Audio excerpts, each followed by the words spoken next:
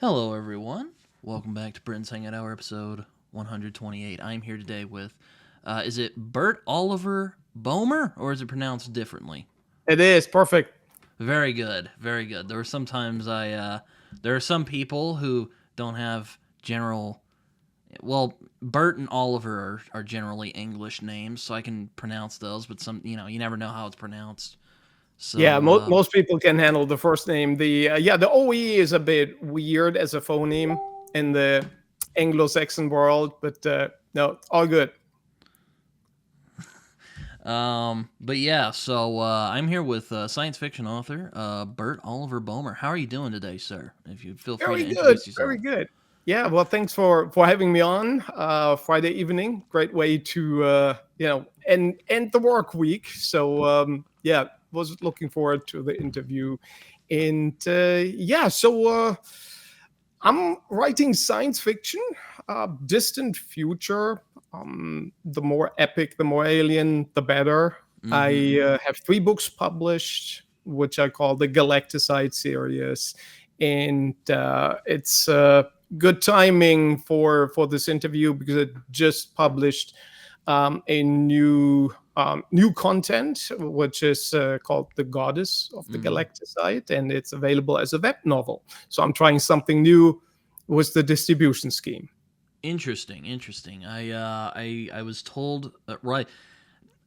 I wouldn't say it was the first time I heard of you because when Livia told me about you, I was like, oh, cool. I'll have to find this guy, and I found you on Instagram, and we were already following each other. So I guess we were running in similar circles. I don't know, but Livia told me about you, and I was like, this guy seems like an interesting person to talk with. So yeah, I didn't know if I should have you on for this or my science fiction show that I do, but maybe if this works out, I'll get you on my science fiction show where I ask you questions about science Sounds fiction and all great. that.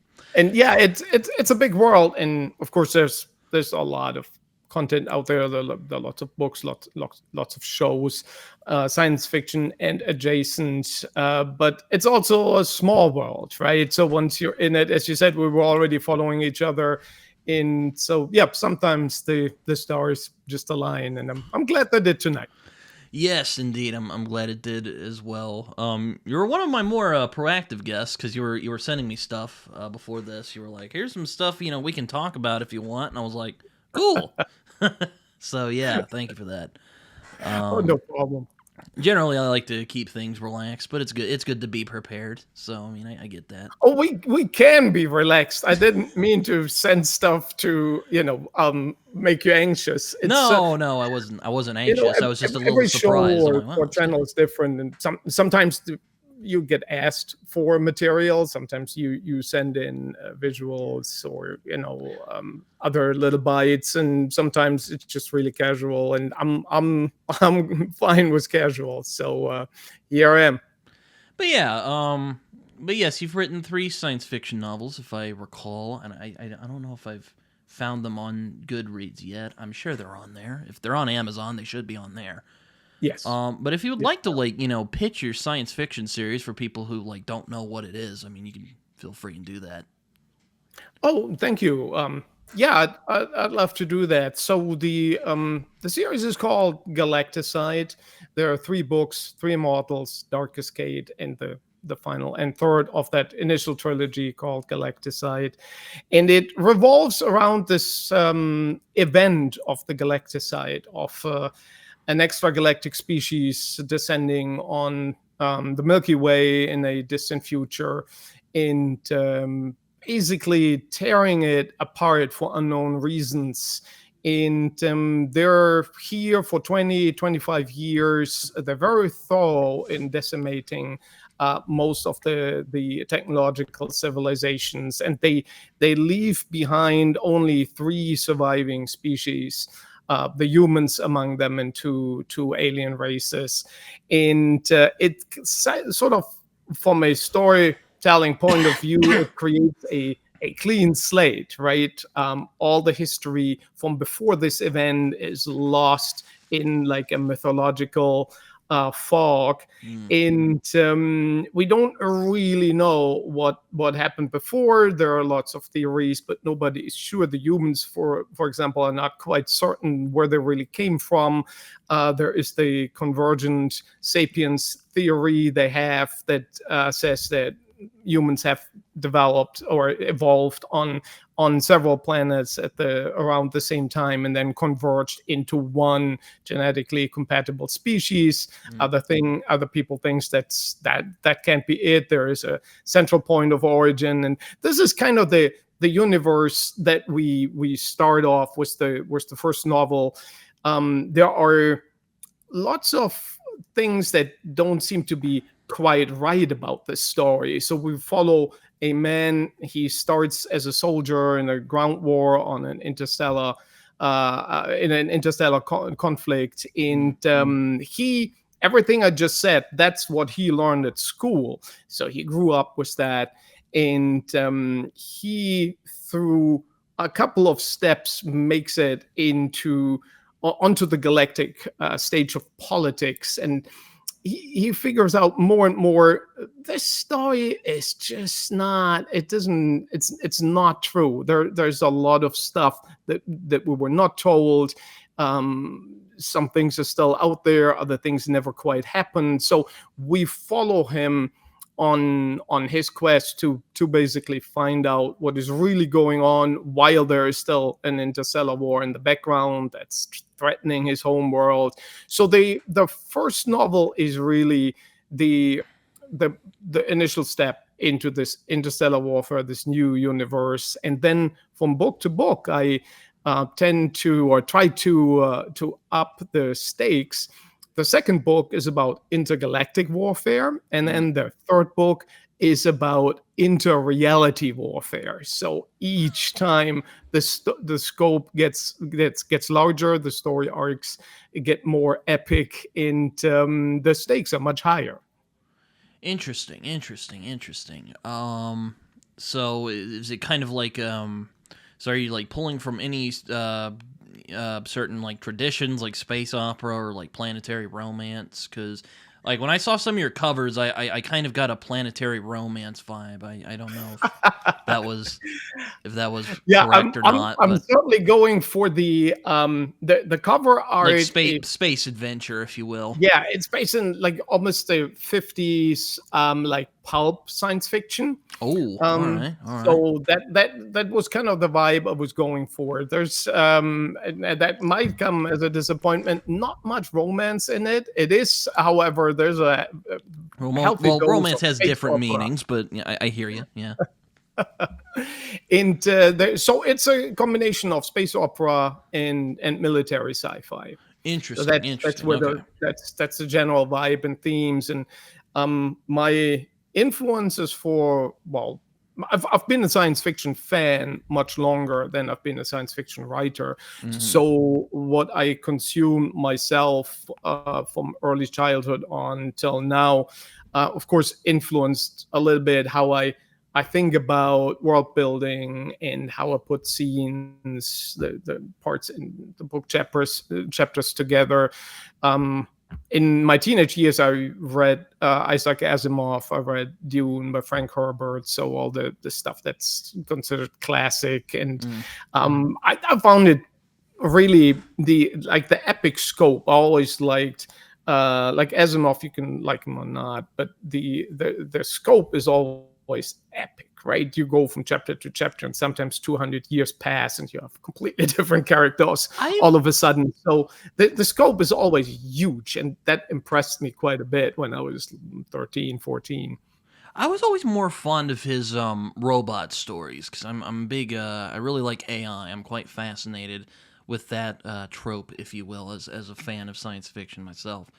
Oh, Though absolutely. Yeah. it's been interesting seeing that actually come to life. Though I mean, I quibble with it being labeled AI because technically it's when I think of intelligence, I think of sentience. You know, so it's not quite we're not quite at the Skynet Oh, howl just yet, thankfully. no, and in case of Skynet, that's a good thing. But yeah, no, you're absolutely right. AI as an acronym is kind of problematic because, of course, in as science fiction fans or It's as still science like a fiction machine carrying out a writers, function is it kind of it, where it I is. cross the line.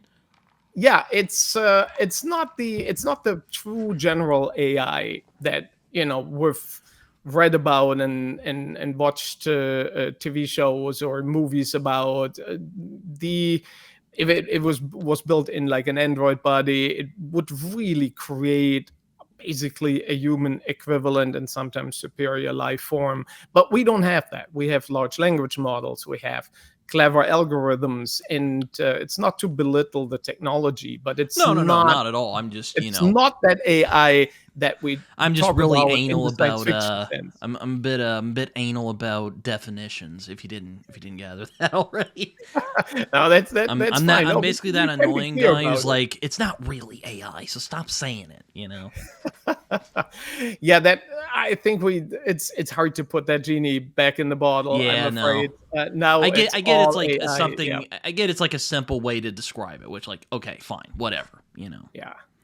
So for me, it's like when we talk about the almighty algorithm all the time, right? So, Mm, but an algorithm ultimately, it's like, okay, so you figure out how to do something, and you teach it to a machine like a computer by programming it, right? We've mhm. done this for a really long time, and so you know how to approach a problem, you know how to solve it step by step, and then you program that.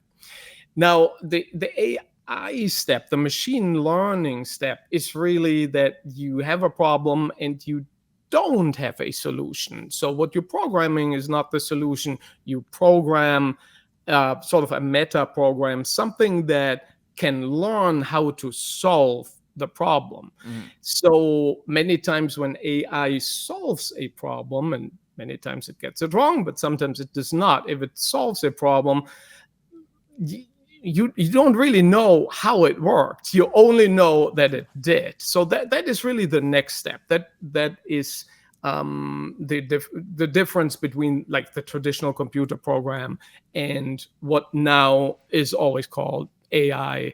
But Mhm. yeah, in the term We're in in the terms of the infant science form of fiction it is AI, what I we're would not there. say, which is kind of I'll say worrying for now. Yeah, it's it varies in different ways than the But science also fiction fascinates because AI, I'm right? kind of fascinated by it. I'm the weird Oh guy who's yeah, like, ooh, cool, like we got this thing now. it's a very edged sword, right? Hmm. So science fiction AI, always the books always try to warn us about AI, right? They're always when AI is introduced in science fiction, I would say 90% of it is the evil overlord, the Skynet, that eventually replaces the humans or tries so many times violently, and 10% fall into we build a really cool robot and then humans treat the robot badly and then we kind of defend the robot as a new life form. Hmm. So that's sort of the softer, more benign version, but I'd say 90% of it is AI versus human violence based. And of course, violence always makes for more action in every story, so of course there's a bias towards that. But now the concerns are very real, right? Hmm. Will it erase my job? Will it replace me in the Yes, it real does say on workplace? your website you're a computer scientist and technology Yes, executive. So I was about to say I'm sure you have opinions on the subject of AI as a concept. I think you already started down the right track in terms of how No, we I feel don't. about it, should feel about it, by saying it is fascinating technology. It is a technology we should not ignore, in the sense of I think it's a dangerous technology to stay completely ignorant about, right? So you can Yeah, to that's kind of what's bothered me about the reaction to some of AI. A lot of people are just like, "Oh, this is uncomfortable, so I don't want to think about it," you know. Which, like, look, yeah. that's a human reaction. I get that. I do that too. But it's like, no, like you said earlier, we've let the genie out of the box. We're gonna have to figure out how this works, yeah, Yeah, we before we do and something really we have to stupid. figure out what works about it and what does not work, and how we can control it. I mean, it's technology we created, right? Hmm. It's in the in the broadest, I don't know, Gene Roddenberry kind of sense. It's there to help us, right? Yeah, It's there to serve us, not the other way around. in a Then of way, course, yeah. yeah, Yeah, it's I think my favorite take of AI is the idea of if it can be human. What does it mean to be human is one of my favorite like sci-fi themes. So stuff like I yeah, don't know if you've read the original Do Androids Dream of Electric Sheep book, but yeah, Blade Runners and that is probably my favorite take on AI because it's not necessarily will it be a good or bad. It's more like how would people react to it? Like, right. what if they become so advanced in a way that they look just like us, Yep. and can They're act just like like us us. They even. think like us. They Is it the feel like like us. memories that they give that does that make them human or or is it just programming? Like I wish there was more science fiction that would deal with that. I haven't really seen that a lot since like Philip K. Dick and um, Ridley Scott and crew did the Blade Runner stuff, but I've not really seen that as much. Pluto, a manga, which is a Japanese comic book, kind of played with that idea, but not as much. I do wish they'd Yeah, do that the more. to examine it metaphysically or philosophically, Ex after Machina as well. I don't really know. I don't know if you've tough seen Ex Machina. questions. Um, Yeah, it's that you see that rarely or rarely well done. It usually mhm, goes into the let's give him human rights and be nice to the nice robot, or well, let's kill the bad robot before it kills us. So that's usually where it falls. But yeah, I think the examples you mentioned, they really go in, well, basically to the next step. So okay, it's here and it could replace us, or but will it, or should it, or should we just accept it as this is a coexisting species? Like if the Neanderthals never went extinct, we could have two hominids on the planet. It was not a given that there was only one. At some point there were several, and we survive for good or bad. Could that happen? Could the same thing happen with the next step in evolution? Yeah, these are cool questions. I like all these kind of truly speculative things.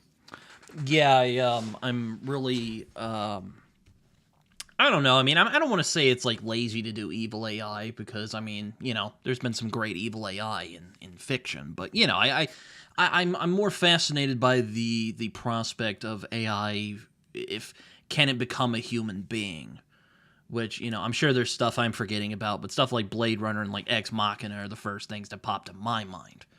Right. Um, Question is, and to ask this in parallel to the current discussion, right? mhm, The current discussion is, well, we let AI do creative things, but do we need that? Because we already have creative people. So mhm, is it really required?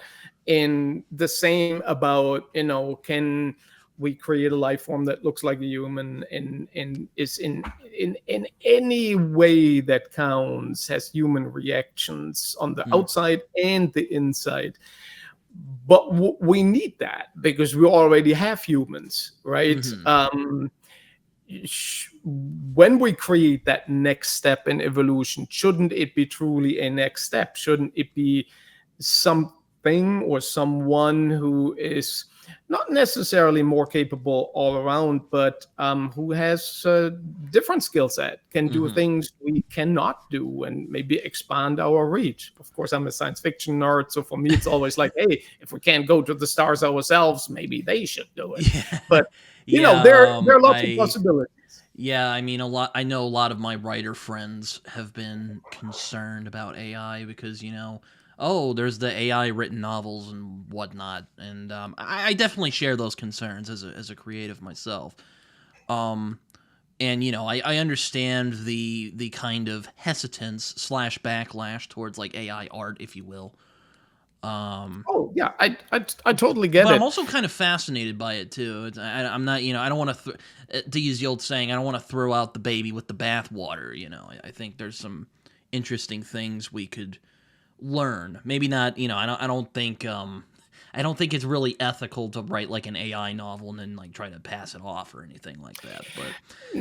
No. But I am not against like, having an AI help you like edit a book because I've been considering doing that recently. I don't know if that's unethical. I hope not. I don't think it is.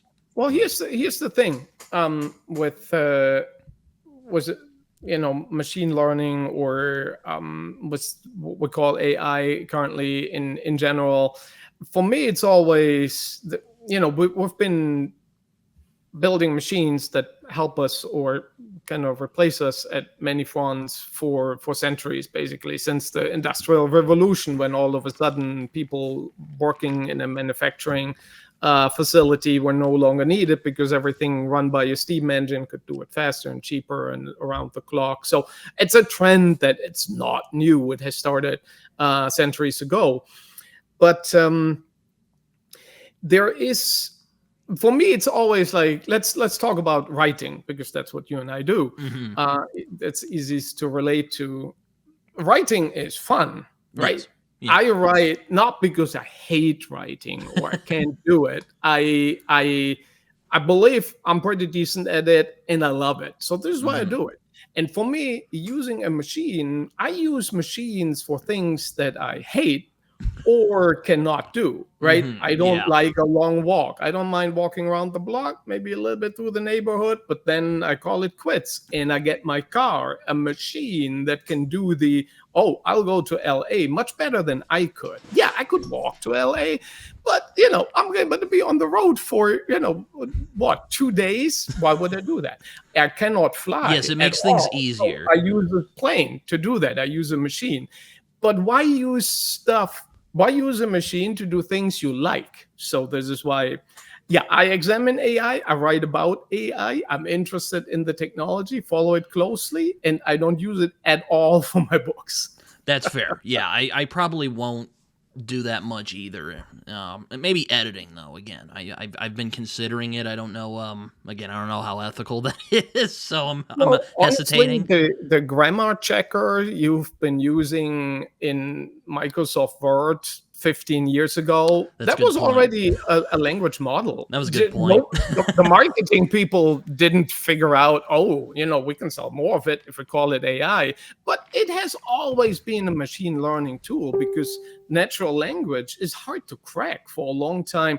Remember, when language recognition, when you would in Dragon Dictate, or I forgot what the first kind of tools were, when you were dictating stuff to the computer and it sucked, it was terrible, and it got really good. But the dissemination of natural language by a machine is a tough problem, and now we kind of cracked it, but it's still it's still a tool. And don't worry about the grammar checker.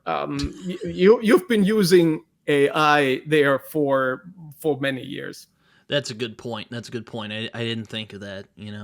It's kind of, maybe I should read more cyberpunk. I've not always been as fond of cyberpunk as some other people, because for one, I think transhumanism is kind of a creepy idea, and I've talked about it with some friends, and they're like, well, people get their eyes replaced in real life. Like that's not creepy, is it? And I'm like, dang it, they're right.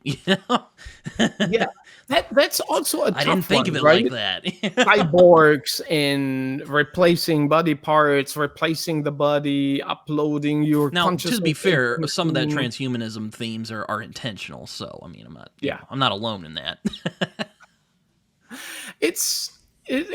I don't know where to draw the line there, right? I mean, you can be hardcore and say, you know what, I should really get rid of those because these are the eyes I got, and now everything is blurry. But hey, I gotta live with that. But I don't want to.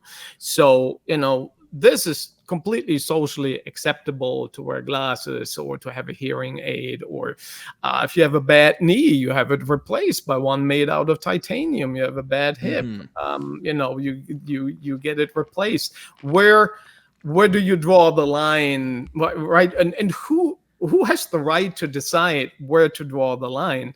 So it's an interesting one, and I would assume that with increasing technology, the borderline is pushed up towards high tech being used Hmm. in and around our body, but I don't know where it ends or where it should end. I can't say. That's a good point. And then I'm like, you know what? Maybe I should try some of these cyberpunk books and see what they're going on about. And Yeah, it's not the genre I write in either, but it's certainly one worth trying if you want to expand or be sort of well read all around sci-fi. I think try if you see if you like them. I need to try William Gibson. That's one of my overlooks as a SF fan over the Yeah, years. okay. He can't read them all as much as you That's want to, true. but That's true. yeah, I would put Gibson on the short list to get the foot into that subgenre. Yeah, no doubt.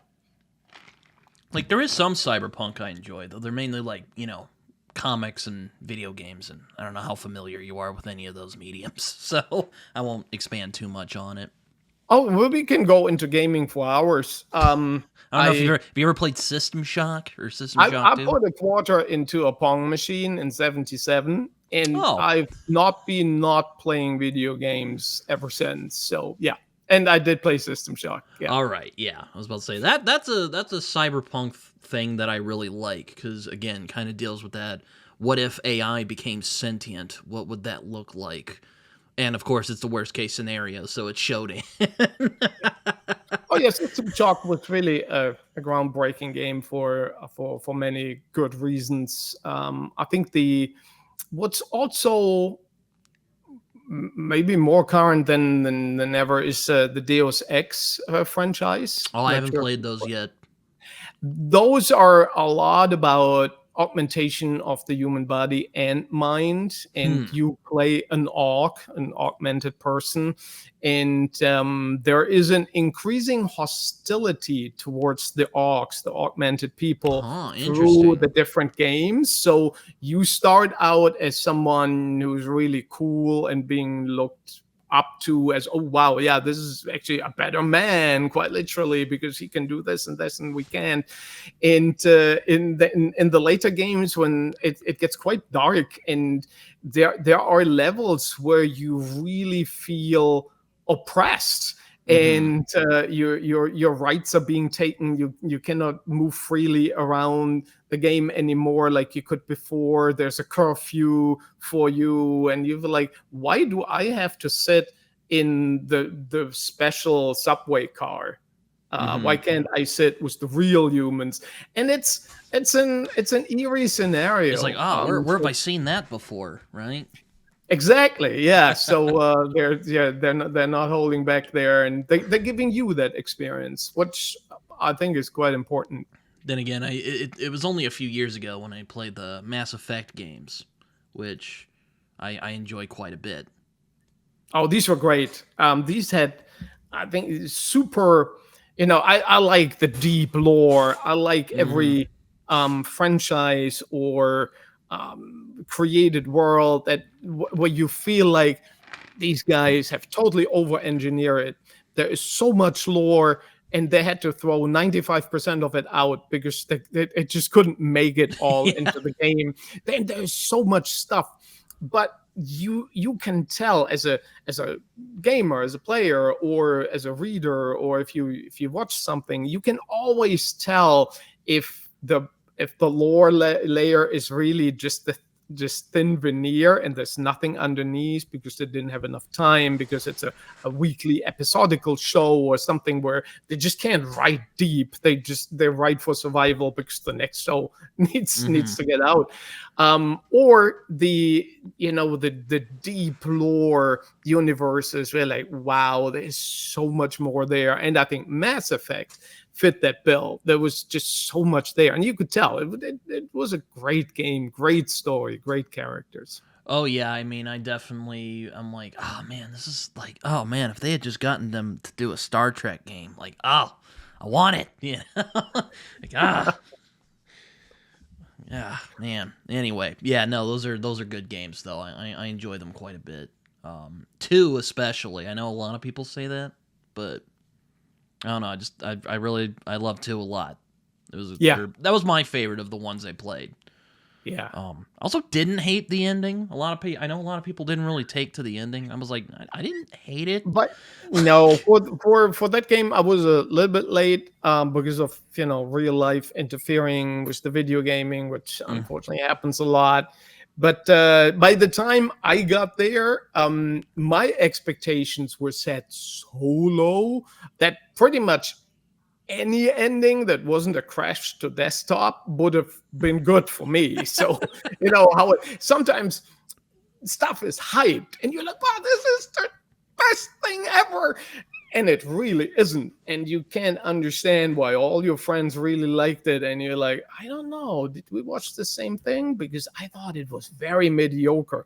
In this hmm case, it was the opposite. Everybody totally trashed it. So I was like, yeah, this is the Yeah, worst video exactly. game ending to the Or at best least really franchise mixed ever. on it. I know there were some people who were like, yeah, it was fine, and there were some people who were like, man, this what a ripoff. And I was just Yeah, like, it was fine. It was not a wow, the ending blew me away, but I think it pulled it together. I was okay with it.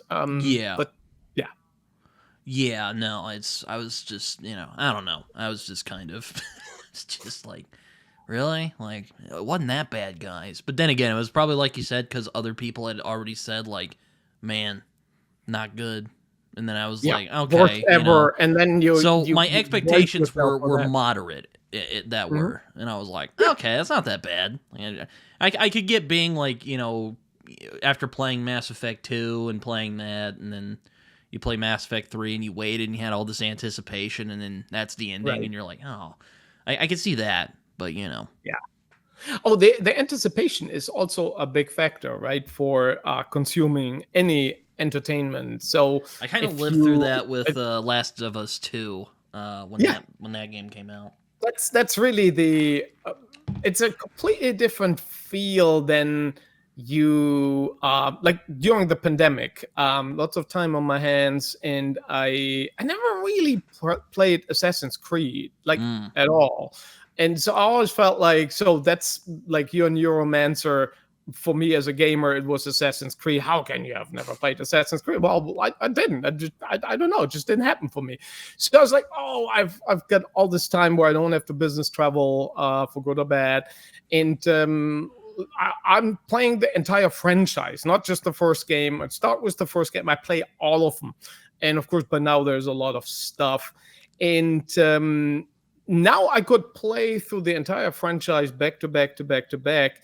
In all these, like, why didn't people like Unity? I thought Unity was great. Well, because I didn't have to wait 3 years for bug fixes to Yeah, make it I tried playable. I could Assassin's play it as a real product. I tried So there's some Assassin's Creed advantages to 3 delay. if like a long time ago because I'm quite fond of like colonial um history. I visited like Jamestown and Yeah. I visited I visited a couple. I visited a few, colonial sites. I played Assassin's Creed 3 and I was just kind of overwhelmed by all of the like lore and stuff and I was just like, "Okay, I got to put this down. I can't do this." Yeah. I'm like, Now why do you have to be there's a so lot in it. complicated? It's a game about assassins in the past. It's like, dang. But no, That's maybe I'll have to try it again. that's right. Yeah. But that's also a great example for world building done right, and they put in so much effort into getting certain locations right. In I think which is probably one of my franchise favorites in Black Flag, where the Mm, pirate one. I've heard that's a good one. You're in. So I visited the Bahamas once, and on I believe the island is New Providence, not Grand Baham. Doesn't matter. There is a site, a famous like a flight of stairs leading Mm-hmm. into a canyon that's carved out by slaves, and the region was carved out by slaves, and it's kind of like a tourist thing where you go to. And um, then there was a flight of stairs I took in the game. I ran downstairs. I was fleeing from someone in game, and I thought, I know this. I know this. I know this canyon, and I hadn't been there in 20 years, but it was so well done. It captured the essence of the surroundings and what it really looked like. That I found this place in the game that I knew. So that's Yeah, I remember having a similar looked ahead to the experience with developers. Fallout New Vegas because I'd been there because my I had some family who lived down there for a long time before they came out here where I live now. Um, and the detail in that game, even with the like time constraints they had, was insane. I thought I was like, wow, that's crazy. Yeah, this is it's amazing how well some of these game worlds are built. Of course, then New Vegas, it's post-apocalyptic, so it looks all a little bit more rundown Well, yeah, than the yeah. actual Vegas, but the structure in the like the main things are still in the same place. So yeah, it's great. Grand Theft Auto also comes to mind. Oh yeah, I Um, mean, I've not been to Los Angeles, but well, I if don't. you played it, then you have been. I was Here's about my to say that story. I was There about to say were I've seen like locations like oh my gosh like they really put in the They work. totally nailed it. There was this. We were on Pacific Coast Highway and or the Los Angeles equivalent of it. We're driving north to Santa Monica, I believe, and so we were driving by a location from the game, and it's like, oh, this is where my psychologist in the game lives, and we were just looking for avoiding traffic, and I knew there was a like a pedestrian bridge coming up, and from there you could go up the hill to avoid the traffic on the main freeway.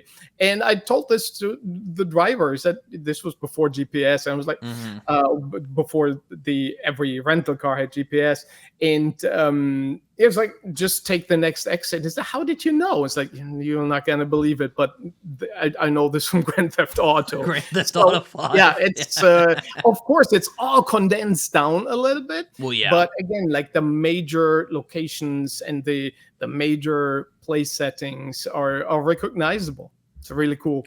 Yeah, no, I mean, my favorite of the Grand Theft Auto games is still 4. I think it has Fair. the best Yep. story out of all of them. Yes. Um, I don't know if it's as detailed as Los Angeles or Los Santos, what's called in the game, but um, very similarly, I really liked the detail they put into the city, especially with like the technology they had back then.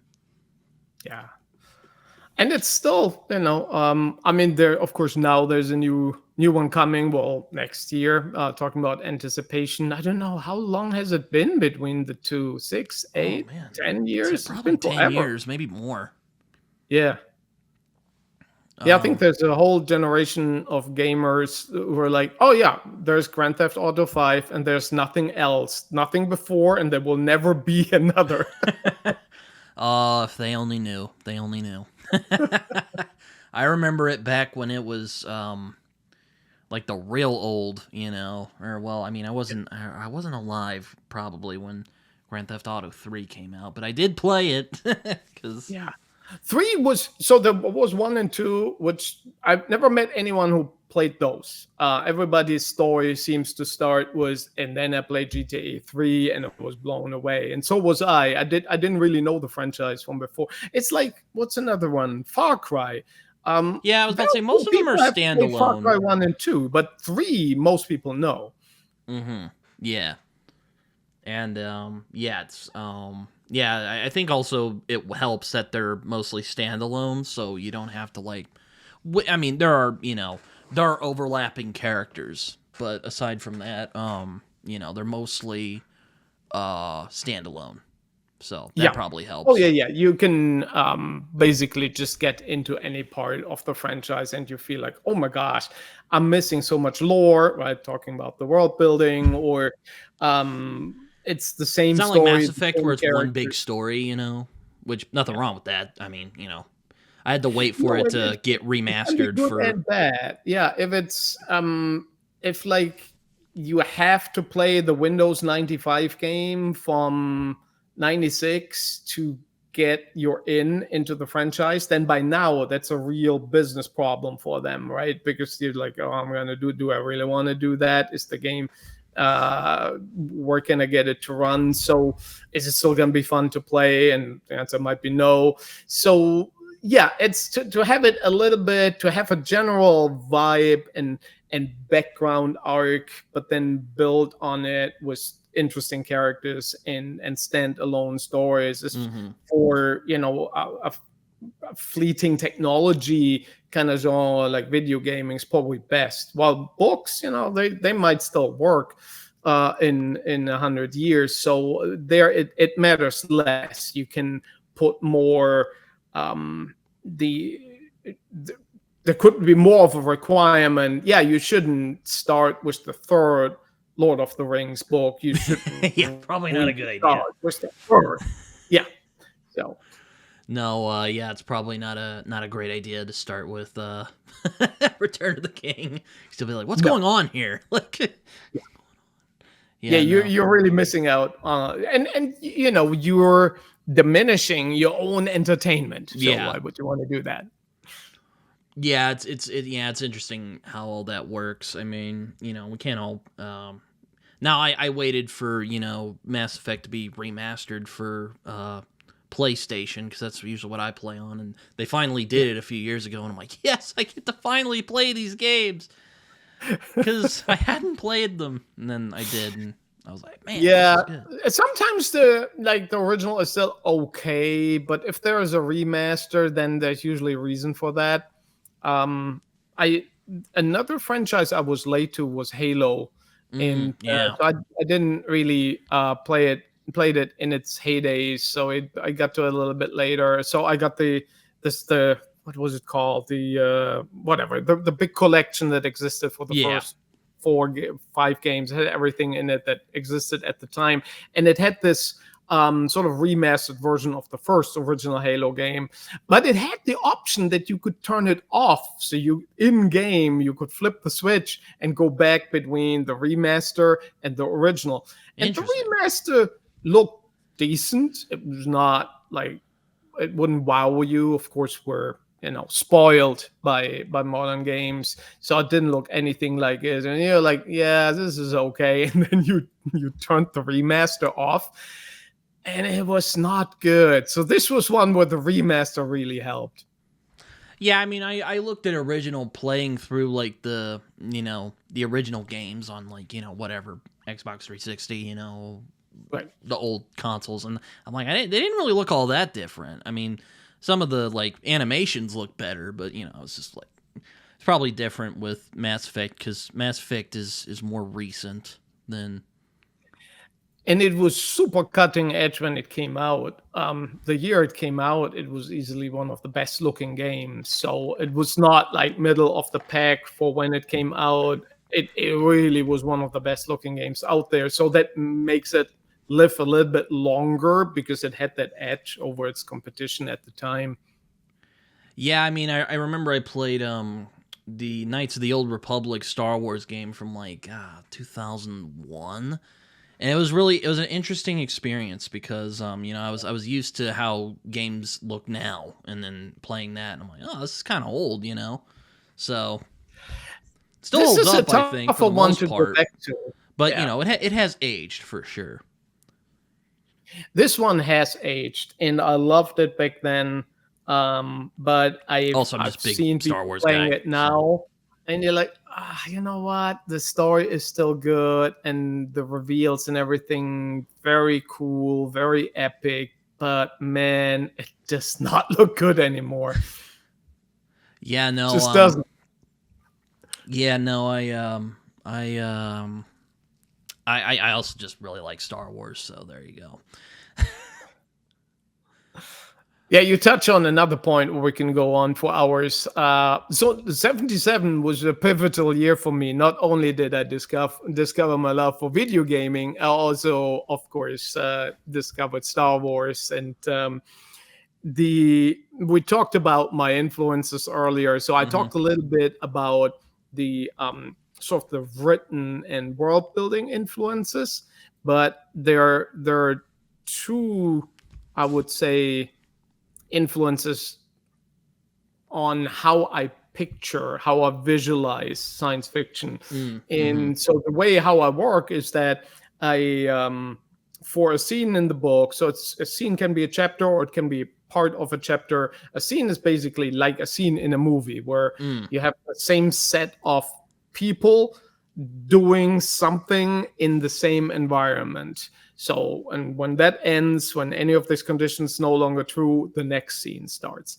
And so I picture a scene basically in my head like a movie scene, and I Mm-hmm. go through the dialogue, I go through the motions, I imagine how people react to what's happening, well, what's happening first and how people react to it, and then I sit down and write it down. So the way, and Star Wars, of course, was a major influence on how I see things unfold.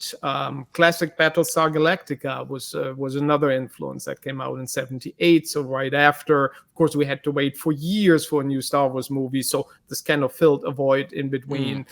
And so these kind of visuals, they stuck with me because I I watched them at a time when I was very young and impressible. And when you're in the movie theater and you see the Star Destroyer flying overhead for the first time, the great music score, and you're like, wow, this is just unbelievable. When I came out of the movie theater, then I thought this was the best piece of entertainment I've ever seen and will ever see. I thought this is peak.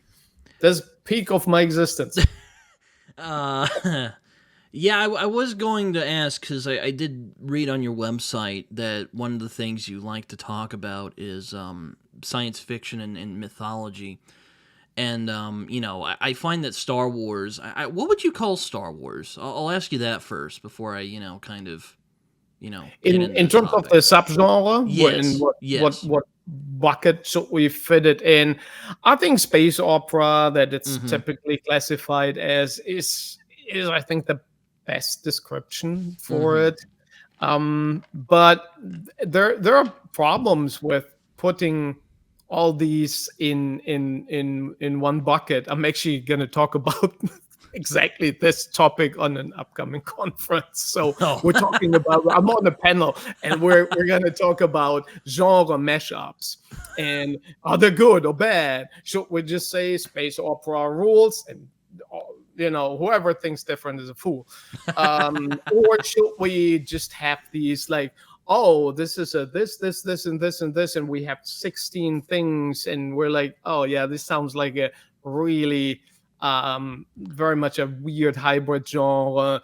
And or what my author colleagues are always warned off, or we warn each other when you go to like an Mm-hmm, author conference. People always like, yeah, if you try to make it in this business and someone asks you, well, what genre is your book, and you don't have a good answer, or you say, my book is so esoteric and beautiful it defies all existing genres, and people are like, you're full of shit, and you'll never get an agent, you'll never get a publisher, nobody's ever gonna read you. And the bookstore, virtual or brick and mortar, they don't know where to put your book, yeah.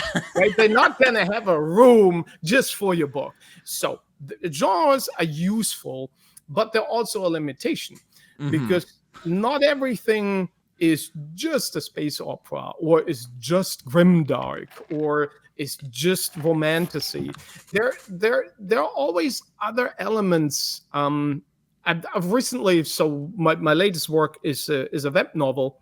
I serialized my fourth book, mm, and it's available as a web novel before it comes out as a book. So you can get the episodes from week to week. And there are a couple of platforms that allow you to hand this out to readers. You can have a subscription model, but I don't. mm-hmm, You can read it for free if you want. And so one of these platforms called Wattpad, they mm, allow you to put up, like, I don't know, 35, 40 different tags, so you can be really super granular on what's in your book. Because there might be someone who reads, who okay, we all like science fiction, period. mm-hmm, And then, but we like different flavors. Like you said, cyberpunk has not been high on your list so mm-hmm. far. You might want to try it, but it's like, oh yeah, I'm going on a vacation, or I'm on a long flight. I want a book I know I like. So you would probably search with cyberpunk as an exclusion, maybe. Mm-hmm. So you don't have that, but you like transhumanism. You find that interesting. So you don't want to read about bad robots. So you say not bad robots, but transhumanism and philosophical questions and I don't know, extra galactic threat. Mm-hmm. And then platforms like Wattpad, really, I don't get paid by Wattpad. I just like the I platform. used to use Wattpad when I was younger. I don't use it as much anymore, but I have used it. I have read some great stories on that site as well. So I mean, I know a All lot of right, so people you like get, to dunk on Wattpad because like there is a lot of bad like fan fiction stuff on there, but oh, there there's so many new books, there's right? also really like Of great course, there's stories so I've many read new on bad there books. that Yeah. I think hold up. I think are really good. Yeah, So I think as always with every product, there are good and bad ones. And what I like about this is really going back to the genres, right? Where we started this sub discussion with the genres and the subgenres really help to nail down, am I gonna like the story or not? So I think if you can label a book, a story, a show, a podcast with as many things as possible, I don't think it's only for, oh, you get better SEO the more tags you have. I don't think it's just that. If it's done well, it really helps to filter out things that you will most likely enjoy. So yeah, I'm relatively new on the platform. So far I like it. What made you not use it anymore? Were you just oh, tired of it? I just well, for one thing, I had grown older by that point, so I was just kind of like, and then there was some other stuff that came up, so maybe I'll go back to it someday. But Did uh, you read it mostly for fan fiction? Is that what I got you I there? I read it because I had some friends of mine who used it. Hmm. I ended up discovering some really great stories on there. Like there was a trilogy, a post-apocalyptic trilogy on there that I really liked. I can't think of the names at the moment. Tally Purvis. I don't know if you ever read her, but she wrote Have some not. No. really fantastic coming of age stories on there. I there was one by a lady named Anna Gallegos who wrote some great horror short stories. So I mean, I had read some stuff on there that was really good. I also read some science fiction stuff on there that I really liked. Yeah, I Um, think the discoverability, what you said, I discovered a few things that otherwise, you wouldn't have.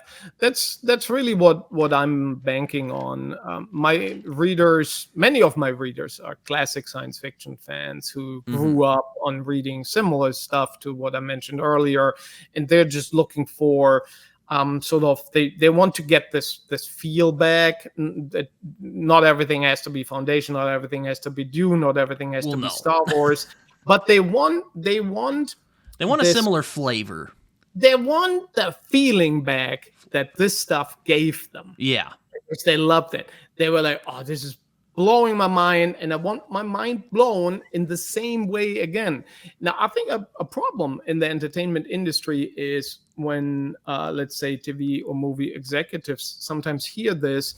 What they hear is, I want exactly the same stuff Hmm. again. I don't think this is what fans of the genre are saying. I think they're saying, I want the feeling that it gave me back. Hmm. I want new stuff. I want to watch, give us new worlds, give us new franchises. We don't want the franchise being repeated over and over and being remade and rehashed. Hmm. We're open to new stuff, but we want that same feeling back. Hmm. Um, hate to do this. I'll probably edit this out, but I'm gonna grab something real quick because I forgot to. I was gonna do it before this, but we got some stuff, so I'll be right back. I'm just gonna grab this real quick and then I'll be back. I'll Okay, probably no, cut this no out. problem.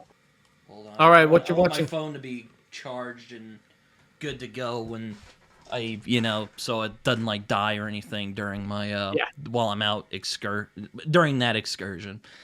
So yeah. makes Um sense. yeah, we're back. So yeah,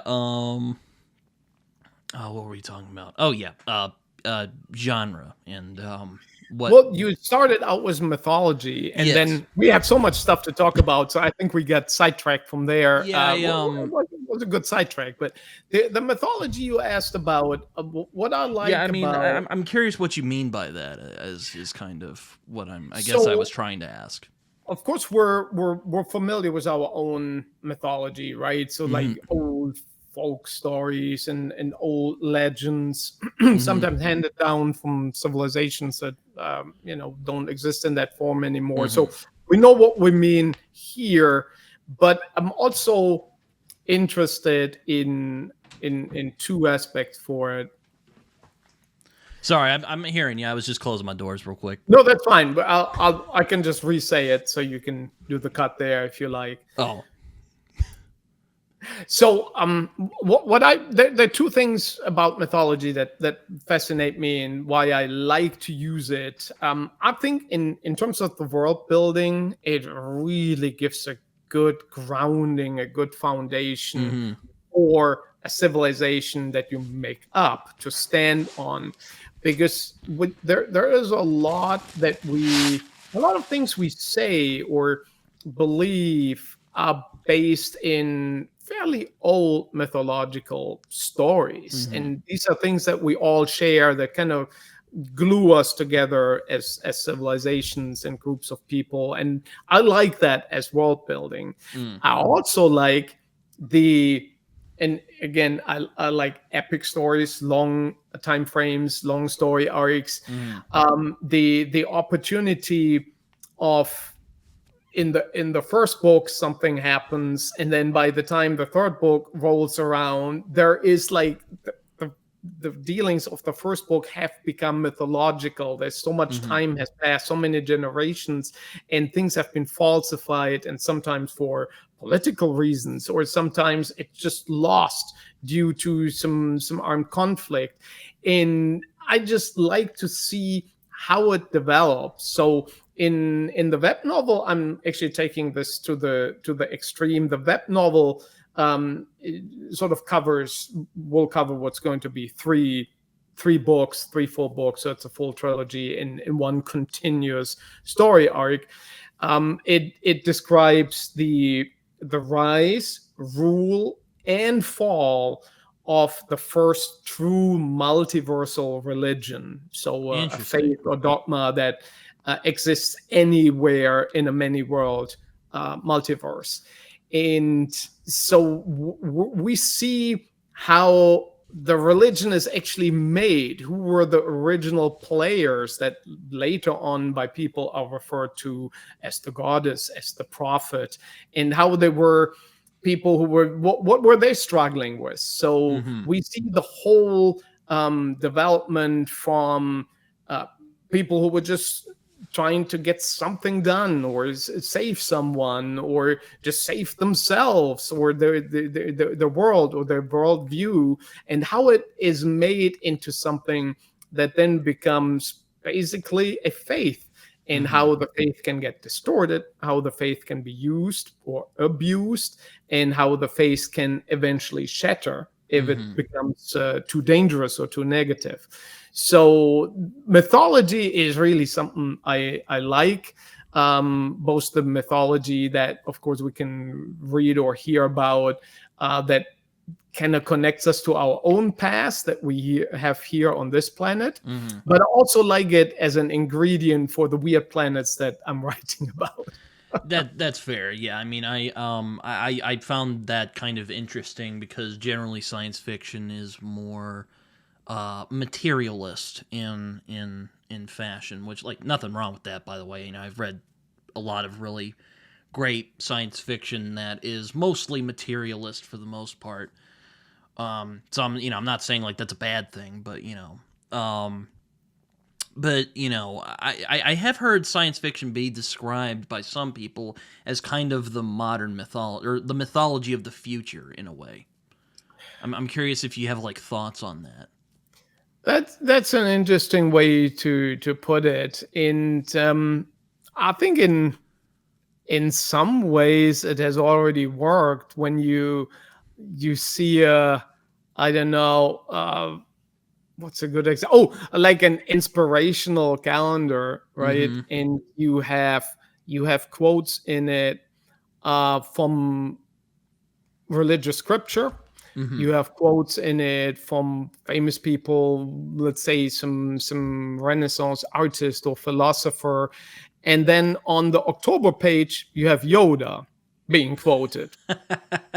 And it's not a satire. They're totally serious. Like, wow, this is a great quote. This is a great life quote. Well, yes, yeah. And so I think Star Wars, which we talked about Mm-hmm. earlier, Yeah. already made that step to become the mythology that's now retroactively going into our present. Well, yes, I mean, I don't want to belabor the point. I've mentioned this a couple times. One of the things always kind of bothered me about, like, not just science fiction in general, but like Star Trek is the idea that, oh, we've, outgrown religion and mythology and whatnot. And I'm like, yeah, I don't think that's how that's going to work, but, I won't get ranty about it because, I mean, I don't know if that's going to be very helpful or to anyone, but it is something that's bothered me over the years. I mean, I like Star Trek a lot.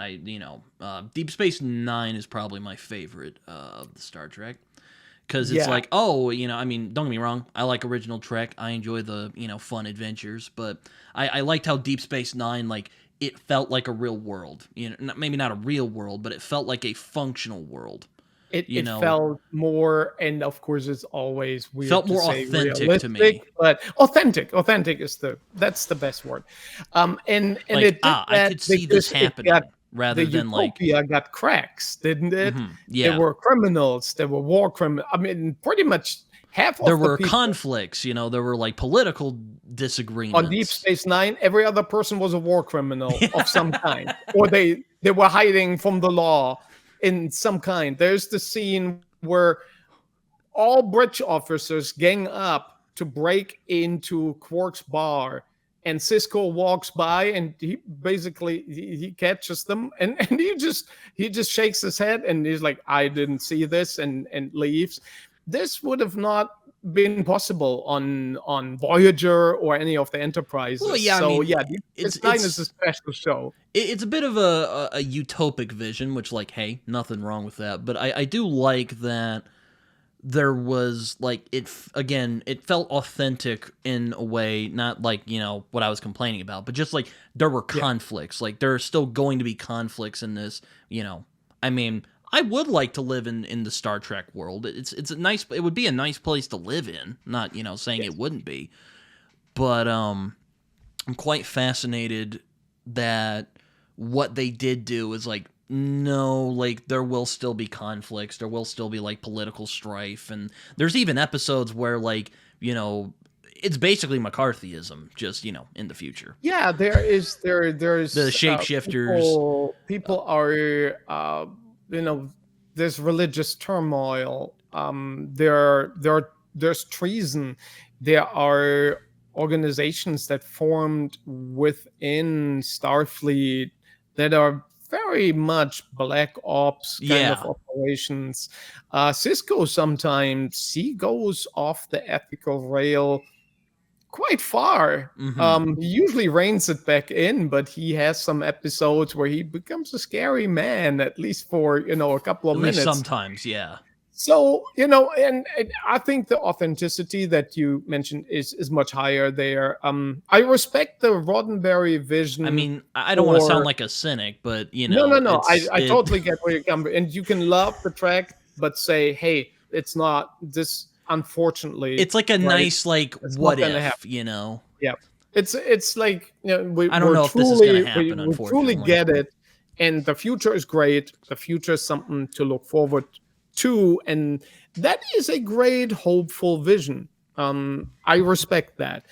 Do I think that when we take to the stars, we leave all the dark parts of our soul behind? No, I absolutely don't think so. I think if we ever conquer the galaxy, we're just gonna be as good or bad as we are right now. Just our starships are faster. Sure, yeah.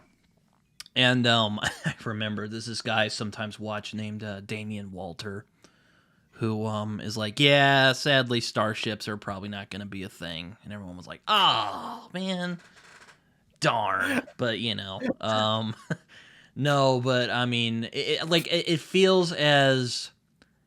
I mean, again, I don't want to sound like a cynic here. I'm not saying like Star Trek, could or could not happen. I mean, it is a fictional world, but at the end of the day, but it's like I don't know. I always think like there are parts of our nature that won't change. I mean, we've been around for millions of years, and I mean, we've gone this far. We're still fighting over scraps of land. I mean, it's not gonna. I don't think that's Yeah. gonna change in the Oh future. yeah, a lot of our primal instincts are still, as much awake as they were 40,000 years ago in some cave somewhere. So yeah, that was just that's certainly true, and it it's not it's a noble goal to want Sure, to yeah, I'm not elevate saying it isn't. ourselves, but can we do it? I don't think we can. I don't think it's it's going to happen like that. We could still strive to do it, but I think it's going to be a little bit darker. What do you think for you? What's the vision of the future you will feel is the most realistic? You have I one I there? don't I it's always hard for me to say because I generally don't like these questions because I'm like I don't really like to think about the future all that much. Can I answer my own question then, and then you can Sure, yeah, comment on it? you do it. You go first. So for me, it's the Expanse. Really? I think Okay, I've I not think read any of these yet or watched the show. Oh, okay. Then put that on your list, All right. and because I think because it deals with a lot of the the warp drive transporters and all this stuff. Even like stuff I'm writing about. Mm-hmm. So I write distant future epic stuff. So for me, not having a warp drive, not having faster than light transportation, not having faster than light communication, these would all be issues. So they're Mm-hmm. not good for the canvas that I want to paint on needs this. So Mm-hmm. I have that. Will we have it?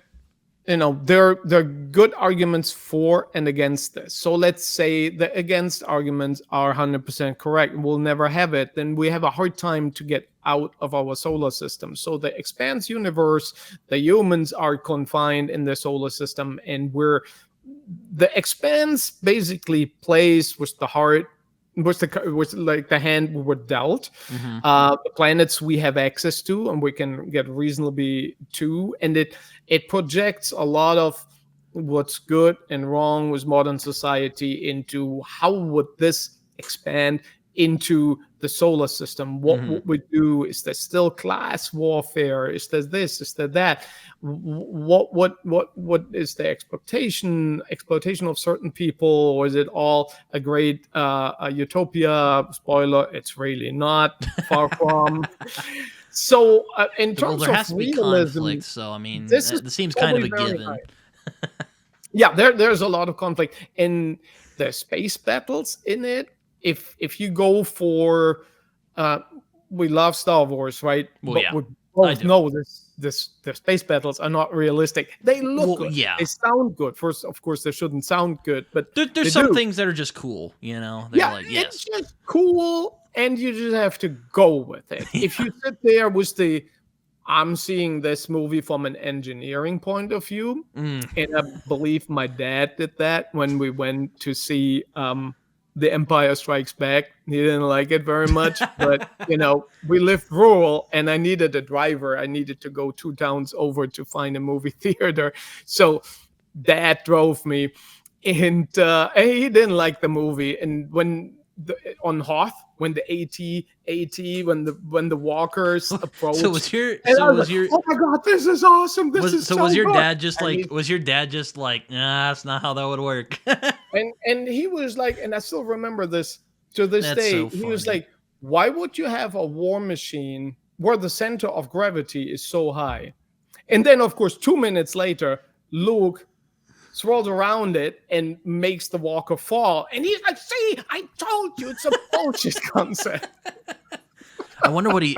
Geez, I wonder what he would have thought of Alien if he were complaining about Star Wars. Because I He was remember. not against sci-fi, but he was not a fan. I think I got him to watch the first Star Wars movie because Alec Guinness was in it, honestly, and he was Mm, like, "Yeah, Alec Guinness, he's a veteran of the screen. I respect the man. It can't be that bad." And yeah, you didn't like it, but he drove me to watch the movie, so no, I give him interesting. credit for that. Interesting. I mean, because I always felt that like Alien was the more like this is how it could be in the future. We haven't blown ourselves up. We haven't. We're not quite at Gene Roddenberry Star Trek. This is look how great everything is. It's just like people kind of carrying on, if you will. Yeah, it's technology So I guess that's advanced kind of how. I guess that's my on a answer to the broad question. I scale. could definitely see it Yeah. kind of like Alien, where it's like there's we're still gonna be kind of trucking along, if you will. Yeah. Oh, and There's a that's pessimism, I something guess, but there's also an optimism that we haven't blown ourselves up yet. all science fiction at the end of the day is optimistic. Yeah. Even the darkest one, because it always assumes that we made it to that point. Yes, we're still struggling. Maybe we're struggling more than we're now. Maybe Life everything's finds a terrible, way, to but we quote made it. We're still there. Ian Malcolm of Jurassic Park fame. Jurassic Park, another good one. Yeah, we're going from we can talk about all of this for hours. But Yeah, I mean, I don't know what the future would look like. I mean, if I had a guess, maybe again, kind of like Alien, where, we haven't blown ourselves up. We haven't we're not quite. I don't know what I would describe. We're not quite at the post-scarcity utopia of Star Trek. We're still just trucking. yeah, and the issues we're having right now would just have elsewhere and Yeah. on a different scale. And I think that's realistic. And maybe it has never been different, right? If you look back at history, there were ups and downs. In general, the overall trend of the curve of development in all regards, right? Politically, socially, economically, technologically, of course, in the 20th and 21st century, especially this huge explosion. The trend is up. Mhm. That doesn't mean it's always better. It's all good. Back in the days, it was all terrible. Although most people say, "Oh, back in the days, it was great." No, it was different back in the days. That's what it was. It was different. And maybe you liked it more. That doesn't necessarily make it better. So, yeah, the future, it's going to be different. Is it going to be better? Is it going to be worse? I don't know. You don't know. Nobody knows. But it's going to be different. It's We like, can imagine it in different ways, and that's the fun about it. I mean, that's the whole lure of science fiction. It's Is like, the many different ways you can come up with a future. It's like, we got rid of Jim Crow, which, good. But, there's still like systematic racism. And I'm like, well, if it hasn't gone away, I don't think such things will go away anytime soon.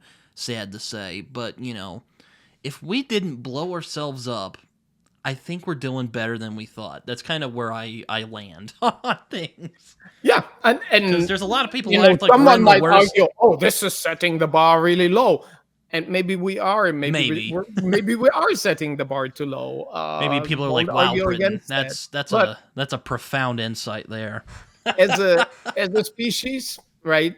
Survival it's built into us. That's what we want to do, and that's what we've been doing, and we're still here. And I hope we'll be around for another episode, another interview, another book, another millennium.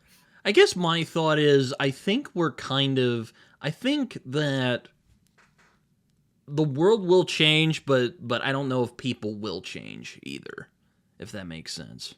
Yeah, it makes a lot of sense. I think that Like I human said earlier, there are some experience- things about people that I don't think will change because, well, we're in the 21st century, we have gotten this far. I mean, we're talking to each other via the internet.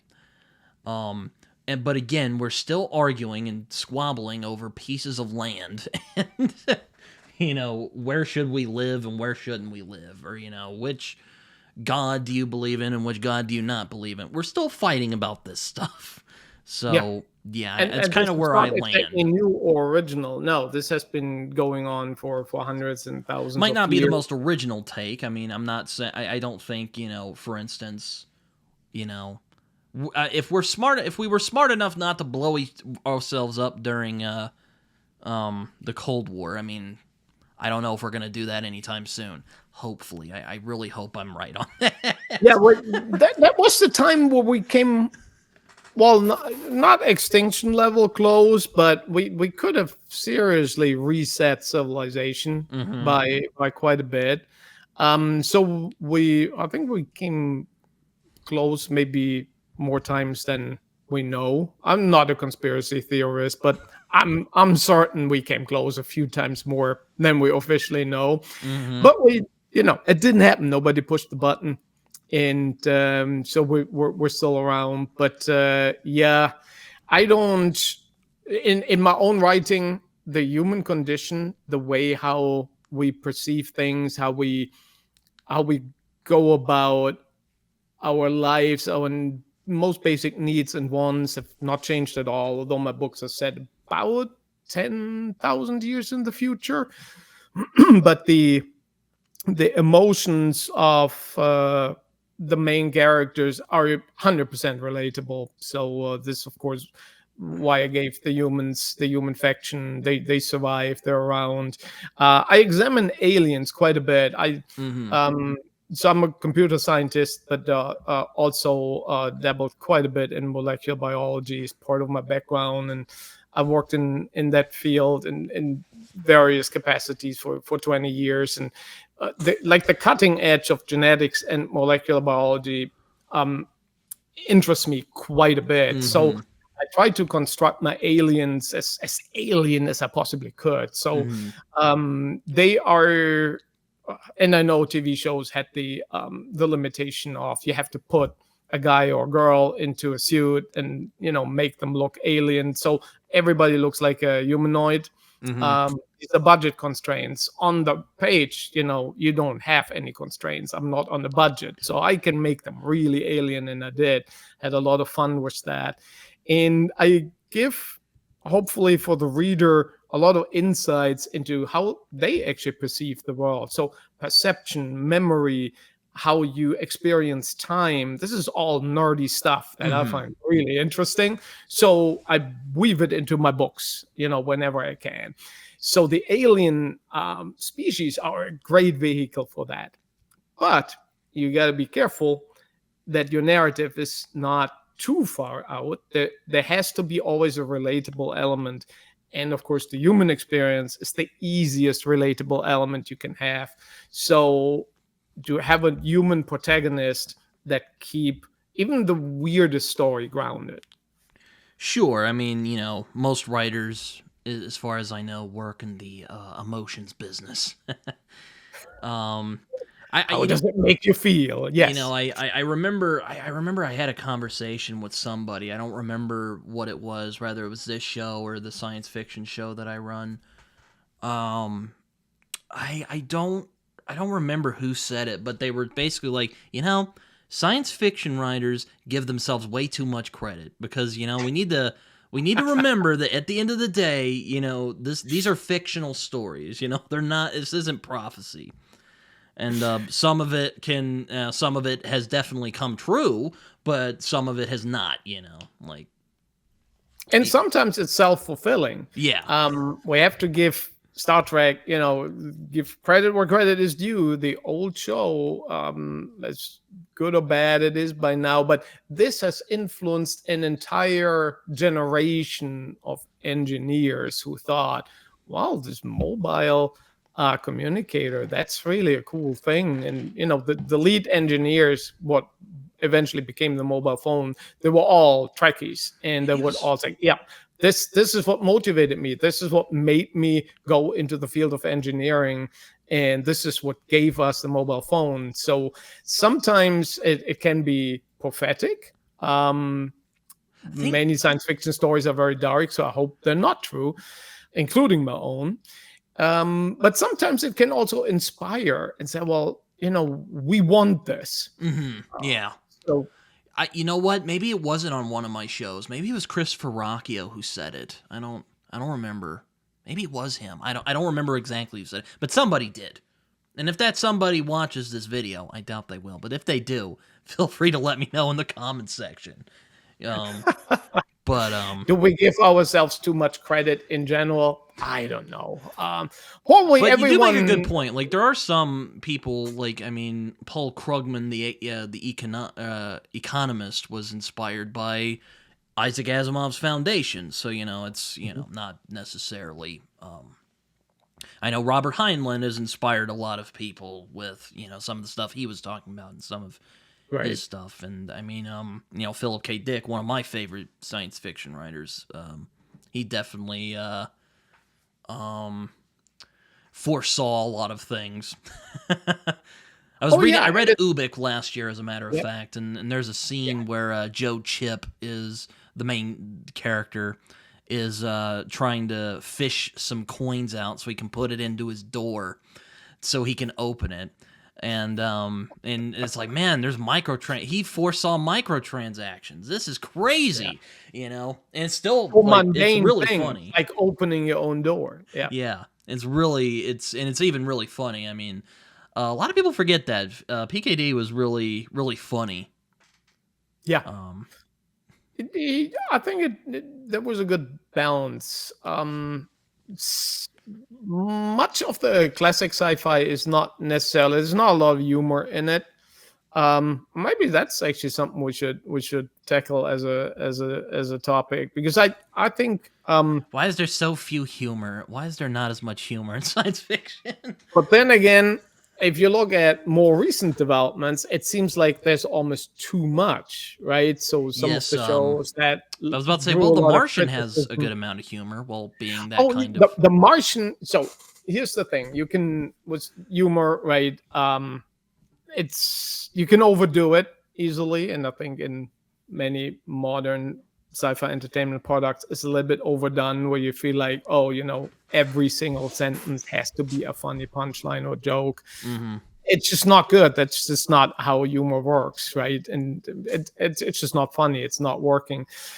It's also And really then subjective. It's like horror. yeah, and it ages terribly, What right? makes you laugh and what scares you are different If you things.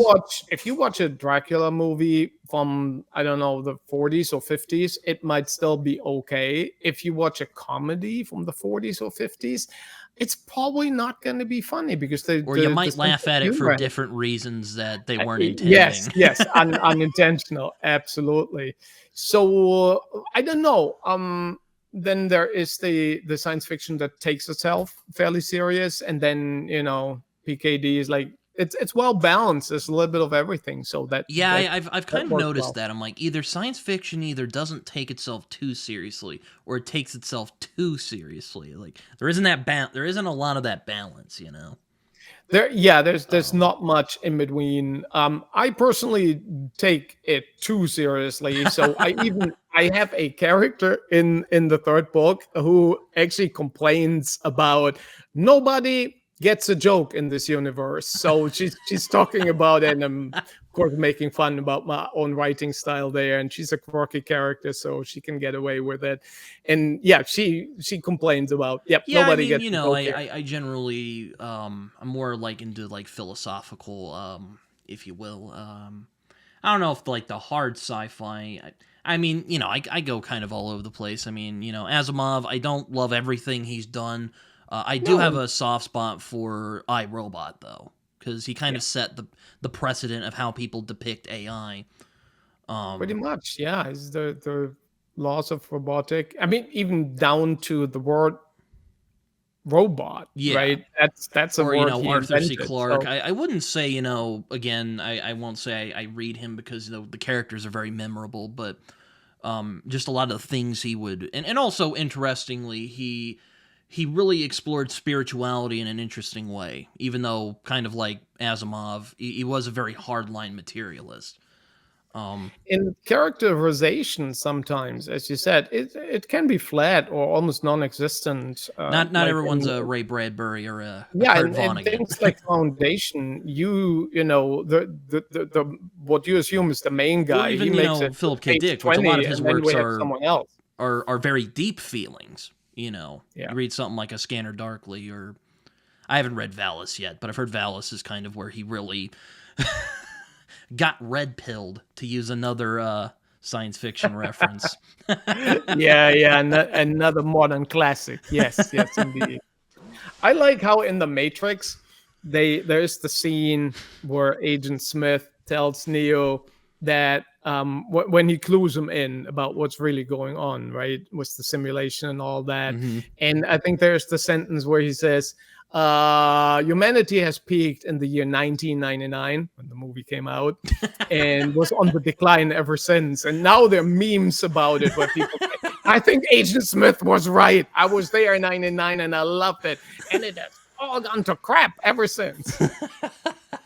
I Not sure if that's true. But yeah, that's it's funny to think about. And this movie, that was a movie I thought was really ahead of its time.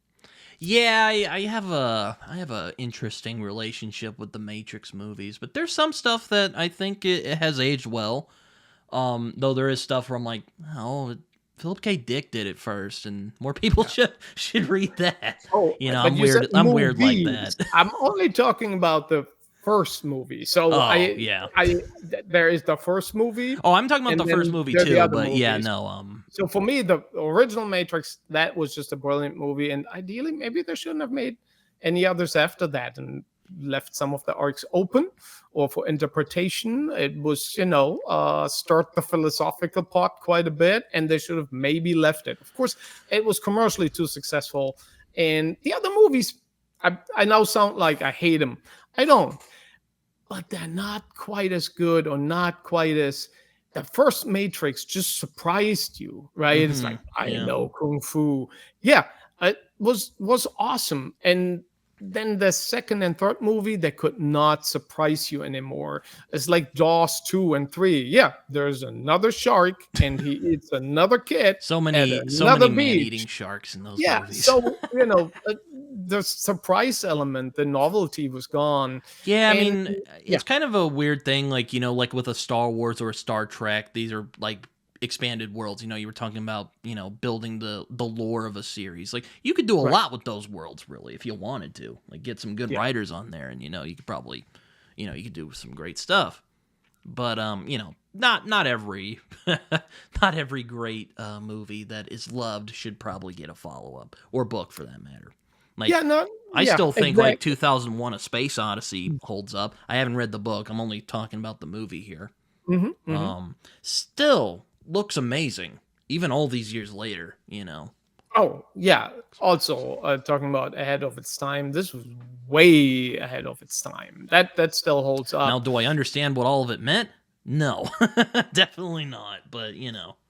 It's one of those movies from the 60s, right? Where um it's almost like songs from the 60s. Songs from the 60s to me always sound like, okay, it starts as a real good rock song, and then after like a minute and a half the drugs need to kick in, and then it goes totally off the psychedelic, train.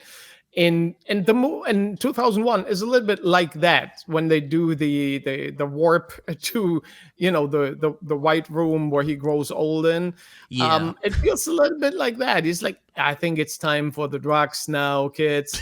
And yeah, it's very so I metaphysical. didn't experience it this way. So, but it to me It's it very really grounds it metaphysical. in the 60s, where it's like it was pretty much a requirement to be high at that time.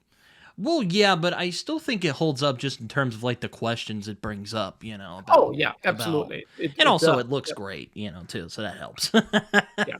Oh, it's It's kind of like Alien in that way. It's like Still It holds is, up very yeah, well. and it doesn't age. It's like, even if you Even the didn't original like Star it Wars then or trilogy. I liked it mean, then, the reasons why you liked it or disliked it will be still the same because the movie has not morphed through time. Some movies can pull that off. like I It's hard to know that describe what makes it happen. Lucas tinkered with a lot of the original Star Wars films, but as a whole, still holds up very well, I think. Yeah, I think so too.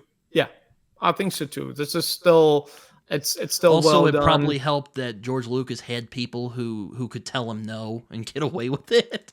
I was That's actually true. talking about this Yeah, with a friend of for mine the the other first day. movie, he wasn't really anyone just yet. So yeah, I guess there was a lot more external They influence had people who were on like, "Hey, everything. George, I think this could work, better than some of this other stuff you're doing." Yeah, And I'll be fair to George Lucas. I think he would be the first one to admit that he's not like the best, like nuts and bolts storyteller. You know, like yeah. he doesn't I seem think like he a very knows his egotistical limitations. person. From Yeah. interviews I've seen with him. Well, he gave us a great, well, for the longest time, really great franchise. Well, the current state is, I've been a lifelong Star Wars fan, right? Hmm. Watched everything in the theater the day it came out. Very hardcore. Have a huge collection of crap. So I tick all the boxes, but I don't necessarily like everything they ever produced, Hmm. and so the later stuff.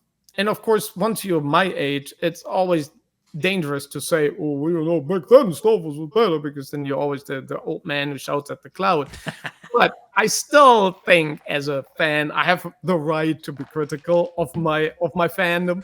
Sure. So some stuff is great, some not so much. And I think Star Wars is actually, the current state of Star Wars is, I think, a great example for the science fiction that takes itself serious versus not. I think Andor Oh takes yeah. Hmm. itself extremely serious, and Hmm. I think that's what makes it work. Hmm. It's really gritty. It's really, nobody swings a lightsaber. There are no witty one-liners. There are no jokes. Everybody is just I running mean, for there the is light, humor, but it's trying very their best. dry. Yeah, I hear what you're Yeah, saying.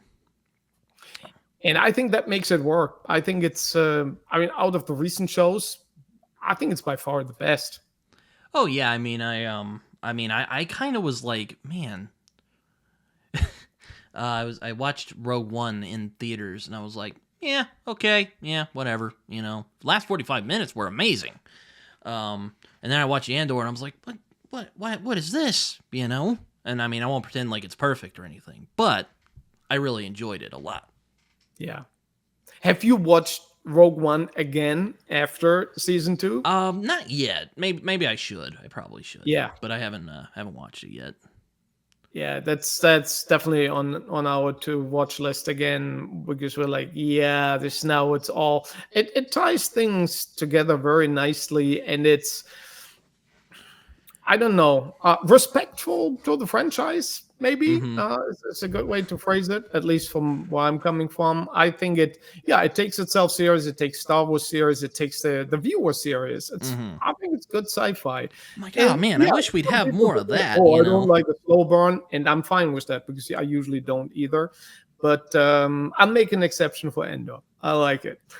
Well, yeah, I mean, I think its exploration of like how a revolution happens is really quite fascinating. Yeah.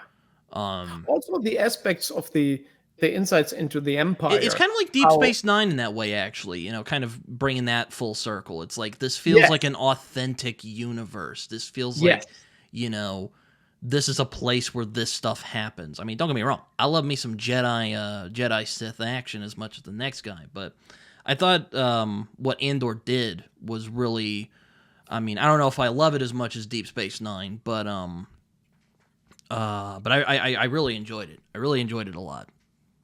do I like it as much as this? And that's, I think these are hard to compare. And Then again, Andor just came out, so maybe I'm jumping a little too early on that. But oh, Deep Space Nine had a lot of years to sink in, right? yeah, Watched it a few times, and it's like, yeah, every time I watch it, I like it more. It's one of those shows, at least for me, and you discover more things. And yeah, it's a. I personally, how do you like the ending of Deep Space Nine? That's a controversial thing. Some people love it. yeah, Some it's been people a, hate it's it. been a while, but I remember it was kind of like, you know. Yeah, I, it was I kind of yeah, yes, not yeah. the it can be hard to end things. No, I'll be the first to admit that. So the problem was that the next generation, I think, had this brilliant ending. Not just for this show or any Star Trek show. I think it's one of the most brilliant endings for any TV show ever made. hmm It's big praise, but that's how I feel about it. And then so the next ending, of course, had high. We talked about expectation yeah. earlier, right? People tell you Well, this I is just all remember crap, I and didn't you're like, hate it. "Oh, the ending wasn't bad." If people say, "Oh my God, I just watched the TNG ending yesterday, and today I'm gonna watch Deep Space Nine ending," what do you mean he fell into the fire pit and that's it? Yeah, then you're Yeah, I disappointed. mean, I do remember I thought it was fine, but I was kind of disappointed that mainly that Garrot kind of, I get that like they do kind of justify why he's that way. So I mean, like, I'm not saying like the writing was bad there or was like, they forgot what they were doing. But I was kind of disappointed they took this really complex, interesting villain and they kind of, oh, he lost his mind. Now he's just a raving lunatic. I think Yeah. he's like possessed by something, if I remember. By the way, spoilers for Deep Space Nine if you've ever seen it. Oh, whoops. Yeah. Yeah, no, but If you haven't watched it by now, it's on you. but yeah, I was a little disappointed. Mainly my disappointment was with Garrot more than anything else. I thought was kind of Yeah, there was a lot of build up for lots of characters, and it was not tied up well. It just the wasn't. build up though The to that was I thought brilliant.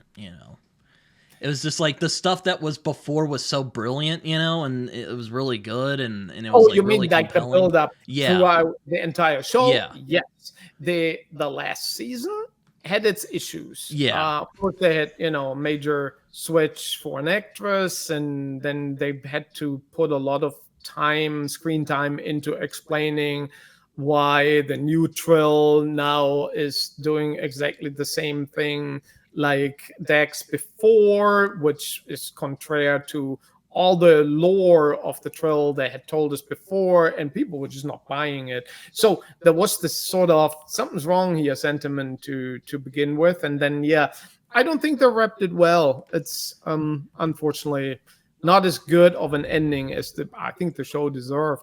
Yeah, I mean it's like again most of my like disappointment with the ending was more with like um his name's Gul Durat if I remember correctly, who was like a really great villain all the way through. Really complex, really interesting.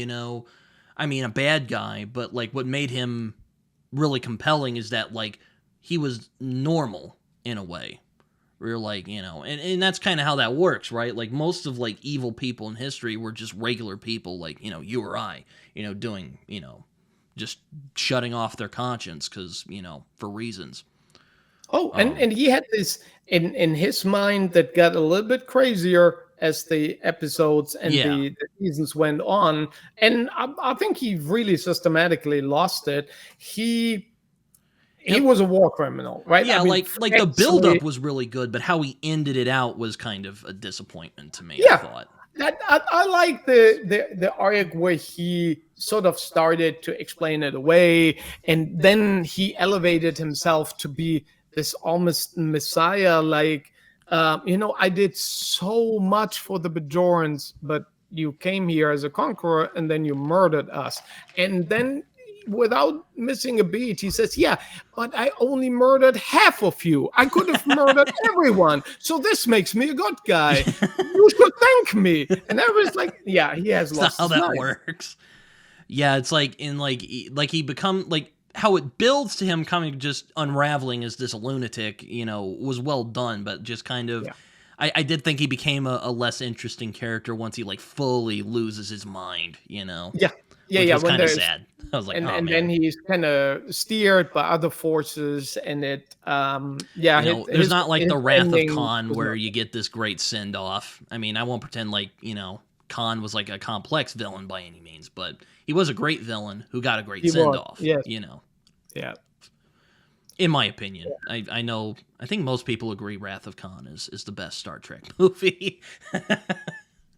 Yeah, the rule of even and odd movies. Yeah, I like four a lot. The one was the whales. Is that the Um, one where they go back in time, or yeah, it is is. oh okay. I think they have the stolen bird of prey. I think they stole it in the third movie, and then still have it in the fourth. And like, yeah, we use it. They go back in time. They But save the Andor I heavily thought humpback whales. ended really well.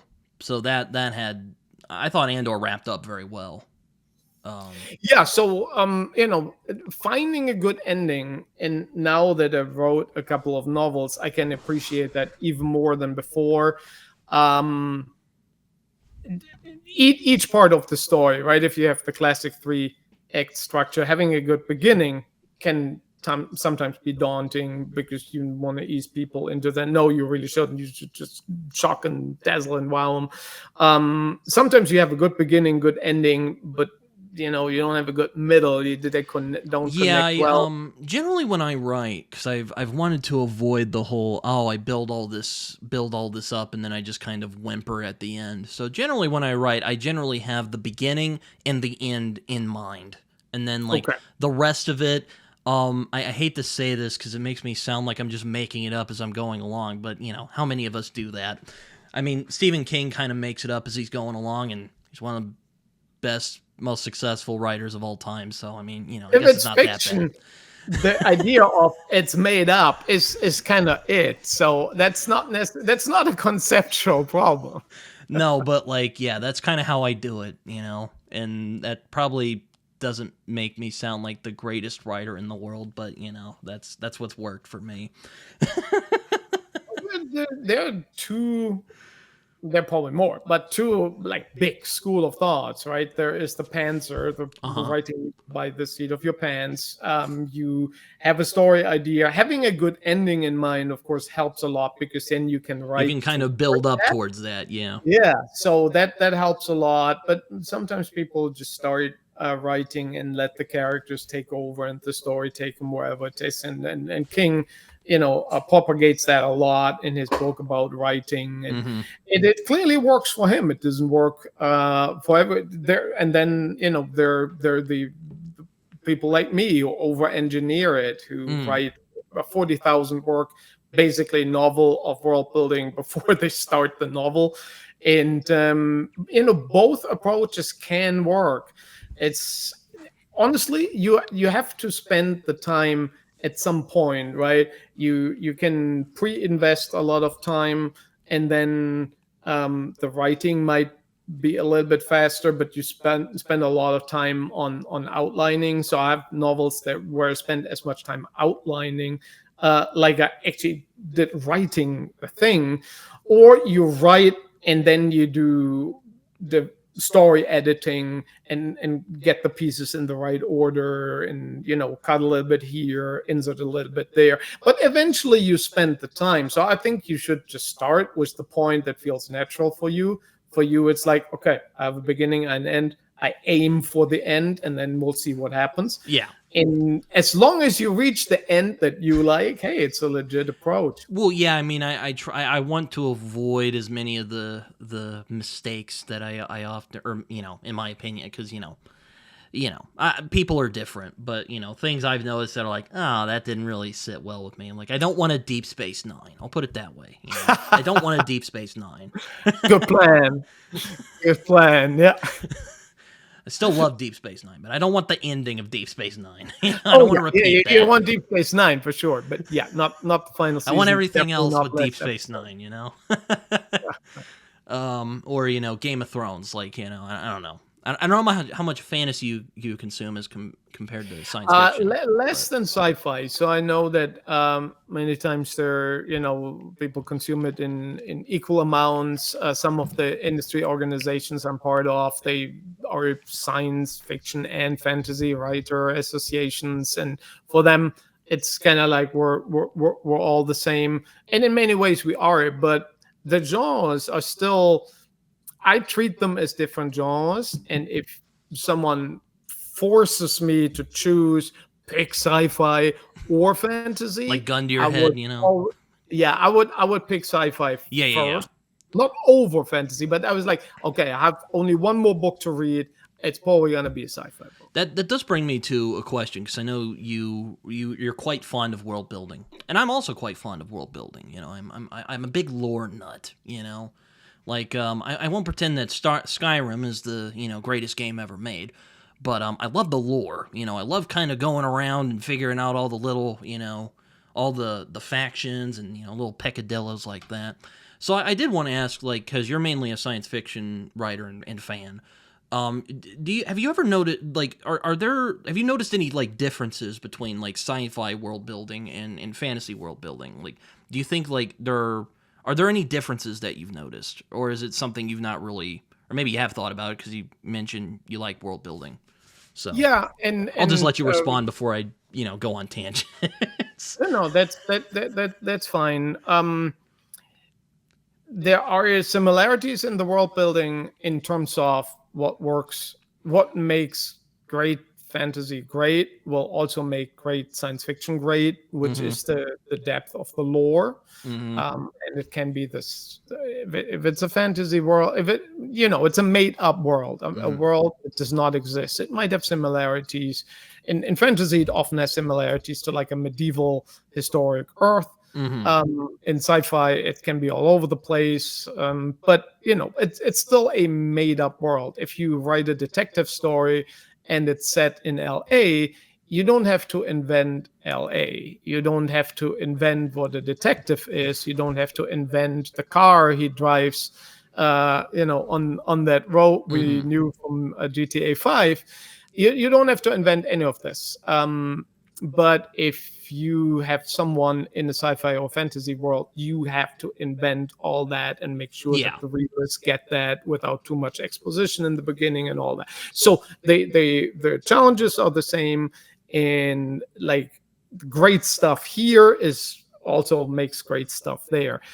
The difference often is fantasy, of course, traditionally has, it's not a requirement, but many times has magic. Mm-hmm. And traditionally, science fiction does not. Mm-hmm. It has technological magic, right? So Mm-hmm. it still has mind-blowing stuff, but then there is an explanation for why this stuff blows the mind. How does it work, right? And with magic, many times there is fantasy that has a very deep explanation how it works. There are some works where like magic is even industrialized and produced, if you will. Mm-hmm. And I like these approaches, so that's cool. Then, of course, we have Star Wars, where there is the Force when it initially is introduced. It also works like magic. Initially, it's not well explained. It's just talked about like, yeah, you have to feel it, and then you have to do it, and then you've done it. There are no midichlorians until much later. And then everyone just So shook their heads in frustration when they were yeah, introduced. it's It's like, you like didn't need to say yeah, this that. was science fiction magic, and it just went out the petri dish, right? Uh-huh. It just went to the lab, and we ran a test, and yeah. However people felt about it, that was a decision to take it out of the realm of the magical into the realm of science, Mm-hmm. which in science fiction, it's kind of hypocritical to be, how can there be science in there, right? Well, it says so in the genre, sorry. But yeah, it's one of these mashups where it the Force was a component that made Star Wars work, Mm-hmm. so to twist with it was a dangerous decision, and not Mm-hmm. everyone liked it. Yeah, no, it's. I mean, I'm curious because again, as you said, you're more into like science fiction than fantasy. Or well, that's I don't know, but I don't want to sound like I'm Yeah, misquoting you. for my stuff, even and of course I'm now writing about religion and goddesses and prophets and things that um I use vocabulary, I should say, that is more associated with with the spiritual realm, where a technological or historical explanation is often not warranted or not wanted, or not possible. Mm-hmm. but for certain aspects, I still want to go there. I want to explain how certain characters can experience the entirety of a multiversal moment, not just the singular linear kind of perception of time we have. Right? Mm-hmm. We roll the die, and it'll show a four. They see all the rolls. They see the one, the two, the six. They see the one where the die falls off the table.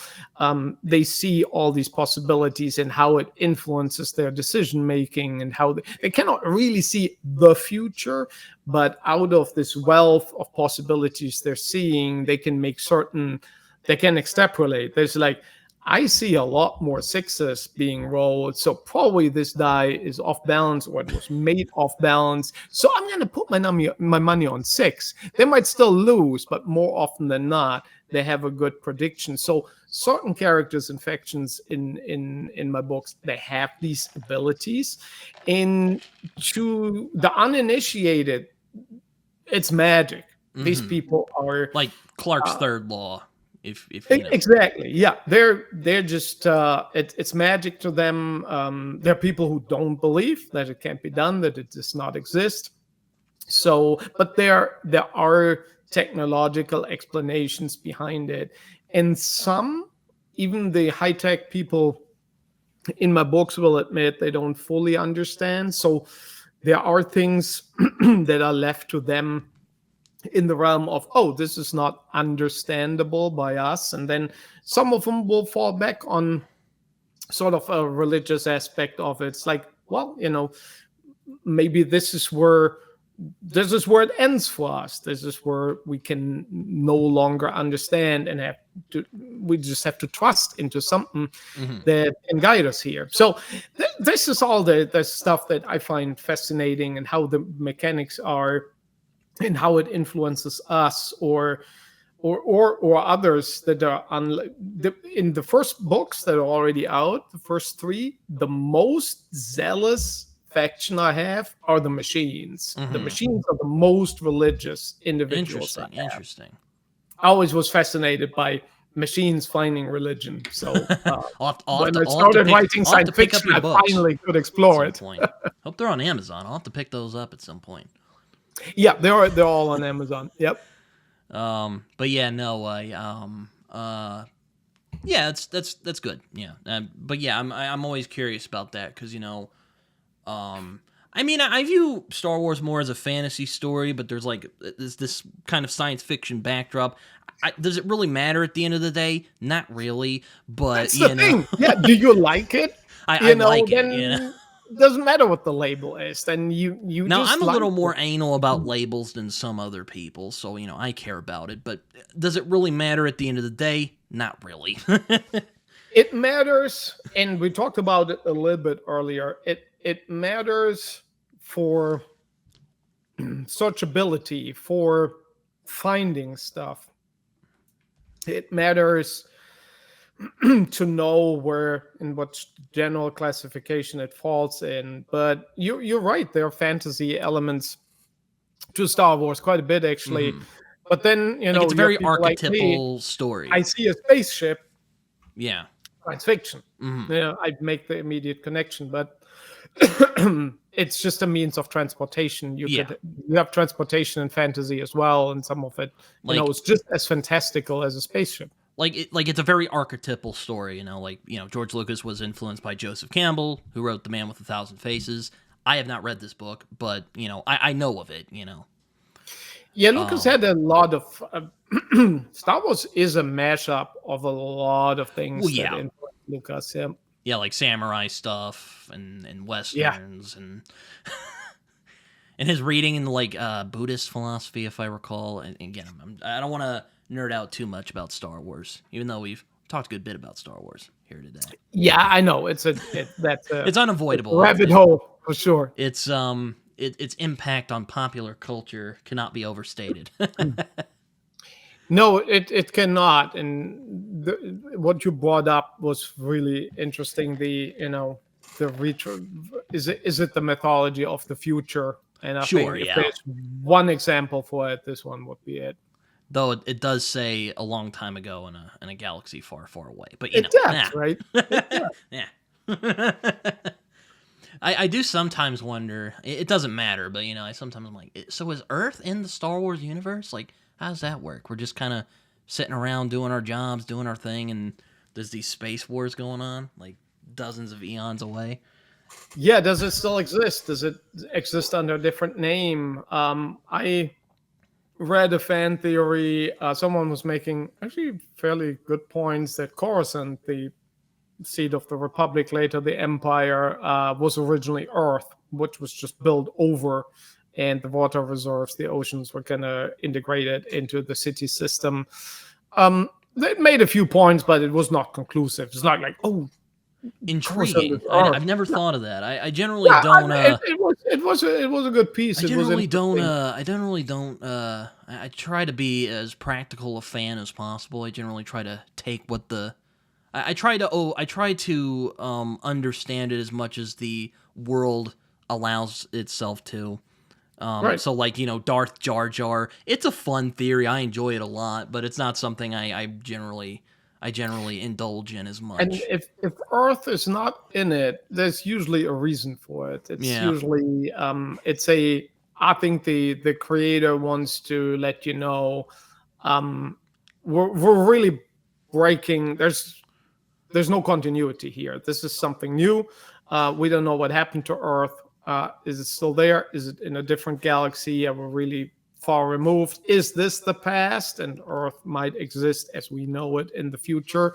Hmm. But then the movie just continues. It doesn't give you a chance to dwell on that. It's like, oh, there's the Star Destroyer, right? You don't have time. You don't want to worry about Earth at that point. Well, sure. So Yeah. yeah, Like I said, and it's a very like mythological, archetypal story. yeah, yeah, it is indeed. Which. Yeah, I decided to cut out Earth myself. Hmm. So I everything is set in the Milky Way galaxy. I actually do. Mm. I have researched So it's kind of the. like Hyperion, I guess, in that way, a little bit. I don't Yeah, know if you've read it's based Hyperion. on actual locations Okay. that we have actual structures that exist as far as we knew them by the time the book was written. I actually do have to make a structural change Hmm. to a location for a second edition because we found out new stuff in the meantime. Cosmology is a moving target, right? So yeah, but it's all our galaxy. So technically, Earth is still in it. But as I said earlier, they don't know about what was really hard for the editing phase. So I wrote the book, right, Hmm. and then I thought about there's so many things that we refer to that only exist on Earth, birds, other animals, like even Earth sports. When you sideline someone, that's a sport term. So I had to edit out everything that was an Earth reference. Mm. So, and some sentences are really hard to um their rewrite was actually not easy because there's so much terminology that is based on our planet and our experience here on Earth, and there's Hmm. no surprise that's the only planet we know.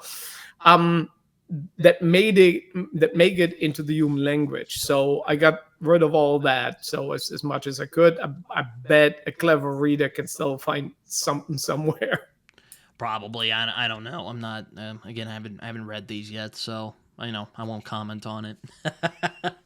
There is one clue I left in one of the three books. It has not been found by any reader just yet and been reported to me, where there is a cultural item that points back as to maybe these guys are originally from Earth. But yeah, it has not been found yet. But I left it as an Easter egg.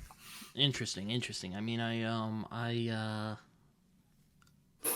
I was going to ask, so is it like a world that is grounded in Earth, or is this like a far future kind of like, well, not Star Trek, maybe Star Wars would be a better, even though, I won't get into that. Is it, But like, is it like a very grounded, like this is like there is Earth culture that still survives from this, or is it like kind of Star Wars, kind of like this is another place in a way? It is another place. Okay. Yeah, there are other customs, there are other forms of government, there are other belief systems, there are other cultural abilities or disabilities, or yeah, it is as much of a different place as I could create it without losing relatability. So I always there is the story I really want to tell, and then there are components for the story that are really important and that typically far out pretty esoteric stuff. But then you got to throw the reader a bone. It can't be all far out. So I'm always trying to balance it with something that is extremely relatable. So in a let's say we're on a planet that has really weird external circumstances. The reasons why we're there are already kind of complex to grasp, and then there are, let's say, some commando type soldiers have a Mm. firefight. The firefight itself will read like straight out of standard military sci-fi. Mm-hmm. It's very recognizable what these guys are doing, how they move, the weapons they use. So I'll always try to mix. Something needs to be relatable, something needs to ground the story, and if it's not important what the weapon looks like or how it works, then I just call it an automatic. And people's like, oh, they have a gun, and it's an automatic, so it keeps on shooting. That's all I need to know for the firefight. The reason why there is fighting and then the resolution is important to me and the story, Mm-hmm. but the weapon is not. So for every scene, for every chapter, I try to balance the relatable with the somewhat, speculative, predictable, and Mm-hmm. the far out. Interesting. Okay. Okay. I was curious about that because another. I kind of going back to what I was talking about earlier. One of the things that kind of bugs me a little bit of a lot of science fiction, because a lot of it is very materialistic. Not in like it's very much a materialist mindset. Kind of the idea that we'll like outgrow religion and all that, and I'm like, I don't think so. I think we'll always believe in something that's bigger than us. Now, will it be Christianity, Islam, and Judaism in the future? I have no idea. But I do think that there will be parts of it that will be there in a way. So, I mean, Yeah. when you brought up kind of the myth and science fiction, I thought that was interesting. I wanted to ask you a little bit about that. And also another thing that kind of bothers me, which is, there are some science fiction stuff like Star Trek or Mass Effect that do this, but like there's a lot of like Earth culture that like that like they don't bring up. Now I understand like they're probably not going to bring up, Shakespeare or whatnot in like casual conversation, but like I do think it's going to be there in the future. I was curious what you thought about that, because that's Well, always like a pet peeve of mine. some have the continuity, and there are even memes about Star Trek where when they talk about like composers Mm-hmm. or writers or playwrights, they will always have like three historic ones that everybody knows, and then they add in one more Klingon name, so to have the continuity into the future, and that's it. Or it's completely unrelated. I think that. Having the concrete link to people still listen to von Beethoven. Mm-hmm. Um, yeah, if it's 100 years in the future, that's totally realistic. Why wouldn't they? We listen to the guy now, and it's been hundreds of years. Mm-hmm. So Yeah. it's a reasonable assumption that we'll continue that. Will he still be listened to in 3,000 years? I don't know. You can, I think, Now there omit are him some then. like books and what am I thinking, like shows and games that kind of explore this. Like I don't know if you read Hyperion at all by Dan Simmons. That kind of is explored in that book. Now I don't love it as much as a lot of other people do. I think there were some stories that were better than others, but I did find that exploration, like be how would these things move on in the future, in the far future. I thought that was really Right. interesting. And it Yeah. sounds like, from how you pitched your series, it's about a multiversal religion, is what you were saying. Religion Um, is, of course, I mean, the Now, again, title I'm has not goddess saying I in don't it. want to, sound like I think like Christianity's going to survive in the future, but I do think there will be a mythology, a kind of religious, whatever you want to call it. I do think there will be something like that in the future. I don't think that's going to go away. Yeah, I think belief systems will exist. And will they have a similar form? Will they have a completely different form? Speculating about completely different forms, of course, can be a lot of fun. But in general, I think it is a fairly safe assumption. And of course, a lot of old, well, mythology, right? Like we talked about earlier, when you say, well, in Greek mythology, that's how we call it now. Mm-hmm. Many centuries ago, Mm-hmm. this wasn't mythology for people. This was their daily religion. This is what they believed in. That was real to them. Yes. Yeah, so mythology is just like, yeah, that is a religion we no longer believe in. Basically, Mm-hmm. that's not all of mythology, but it's a good chunk of it. So I was fascinated on, where's the cut? Where does it swing from?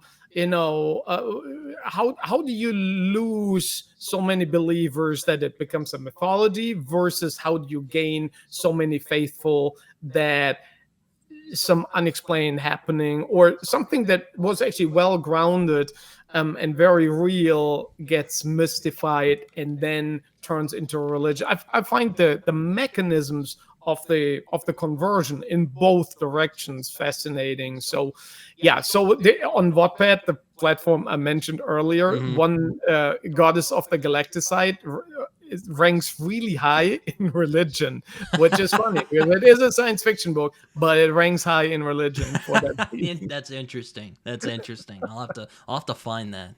You're making me want to get Wattpad again. I haven't looked at Wattpad in a few years. Oh, your login probably still works. I wanted to create an author account there, right? Well, an account Mm-hmm. there, and it wouldn't let me in. It threw a lot of difficulties, and then I found out, oh, I've already signed up like many years ago, and I totally forgot about it. So Mm-hmm. yeah, it's still there. I think the account management there has long memory. You'll still be there. Yeah. No. Yeah. I'll have to figure that out. Yeah. Uh. I'll ask you about this before I go, because there's I do have something else to do this evening, but well, I'll admit I'm not the most interested in biology. I did feel it would be unfair not to ask. I feel it would be unfair if I didn't ask you about like your thought, because it mentions on your website that you're fascinated in biology in science fiction. So Yeah. I wanted to know what you meant by that a little bit before we go. I think there are a lot of possibilities there that many times are not they're not exploited, and Mm. it's just let's take a very down to earth example. So you and I were made out of trillions of human cells, but Mm-hmm. we also have trillions of bacterial cells Mm-hmm. living in our intestines. And by cell count, there are actually slightly more of them than there are human cells. Now, these cells are smaller, this is why they take up less space, but by individual count, we are basically more of a bacterial colony that has a human shell to walk it around and make sure it gets food to eat Mm. and spit out the other end than anything else. So from their perspective, we are their servant. We just walk them around and get them something to eat. And so these things are fascinating to me. The Mm-hmm. thought of, well, what happens if these guys, instead of staying individuals, they would network together and they would form trillions. So if you have trillions of cells, you can form quadrillions or more of connections, and you would end up with something that is just as complex or maybe more than the human brain. So I came up with this panspermic parasite that's basically a life form that infects other life forms. It settles in their digestive tract somewhere, and it adapts to the diet, to the food that they eat, and they settle in and they begin to grow more complex. And many times they infect lower life forms, and they end up being the brain and later the personality for that life form. So one of the factions in the book, the Trash, they are silicate, large, heavy silicate rock monsters, if you will. Hmm. But they have been infected billions of years ago, and they're virtually indestructible. So Hmm. the symbiont really likes them because they can live forever in their shell. And as a well, it is true symbiosis, so both parties get an advantage. They actually excrete a lot of materials that the silicates can use to rebuild themselves and basically make them immortal. Hmm. So you have these indestructible, virtually immortal guys that have intelligent gut bacteria as the brains. So these are the kind of aliens I'm talking about, Hmm. truly alien. Interesting, interesting. Again, you're making me want to pick up your books now. Well, that's the plan. uh, no, I have an agenda here, and it's very clear. uh, well, I hate to cut this off because I've been having a lot of fun talking with you, but This I was do have awesome. to go. Yeah, I do want to, I am hoping to eat dinner with my dad soon, and we're also gonna see that movie I was telling you about. So I'm gonna wrap it up here, but before I go, as I like to do before the end of these things, if you have social media or anything like that, feel free to share. I did mention your website, but if you want to, go into more yeah. specifics about The that, feel easiest free. way to find me and then branch out is to go to galacticide.com. So, like the series, galacticide.com. And from there, you can go to Facebook and Instagram. And their account names sometimes are a bit unwieldy. So, it's easiest to go to the author website and then decide, okay, what platform do I like? All right. Well, again, thank you for giving some of your time to hang out and talk with me about, mostly science fiction related things. So yeah, but You knew that was coming. I I mean, warned I knew you, that was gonna happen. So I knew that would keep us going. But anyway. But thank you and so it much, did. though. It did Seriously. extremely well. Well, thanks for having me tonight. I really appreciate it. Everybody watching, thanks for that. All right. Well, I hope you guys enjoyed this, and until next time.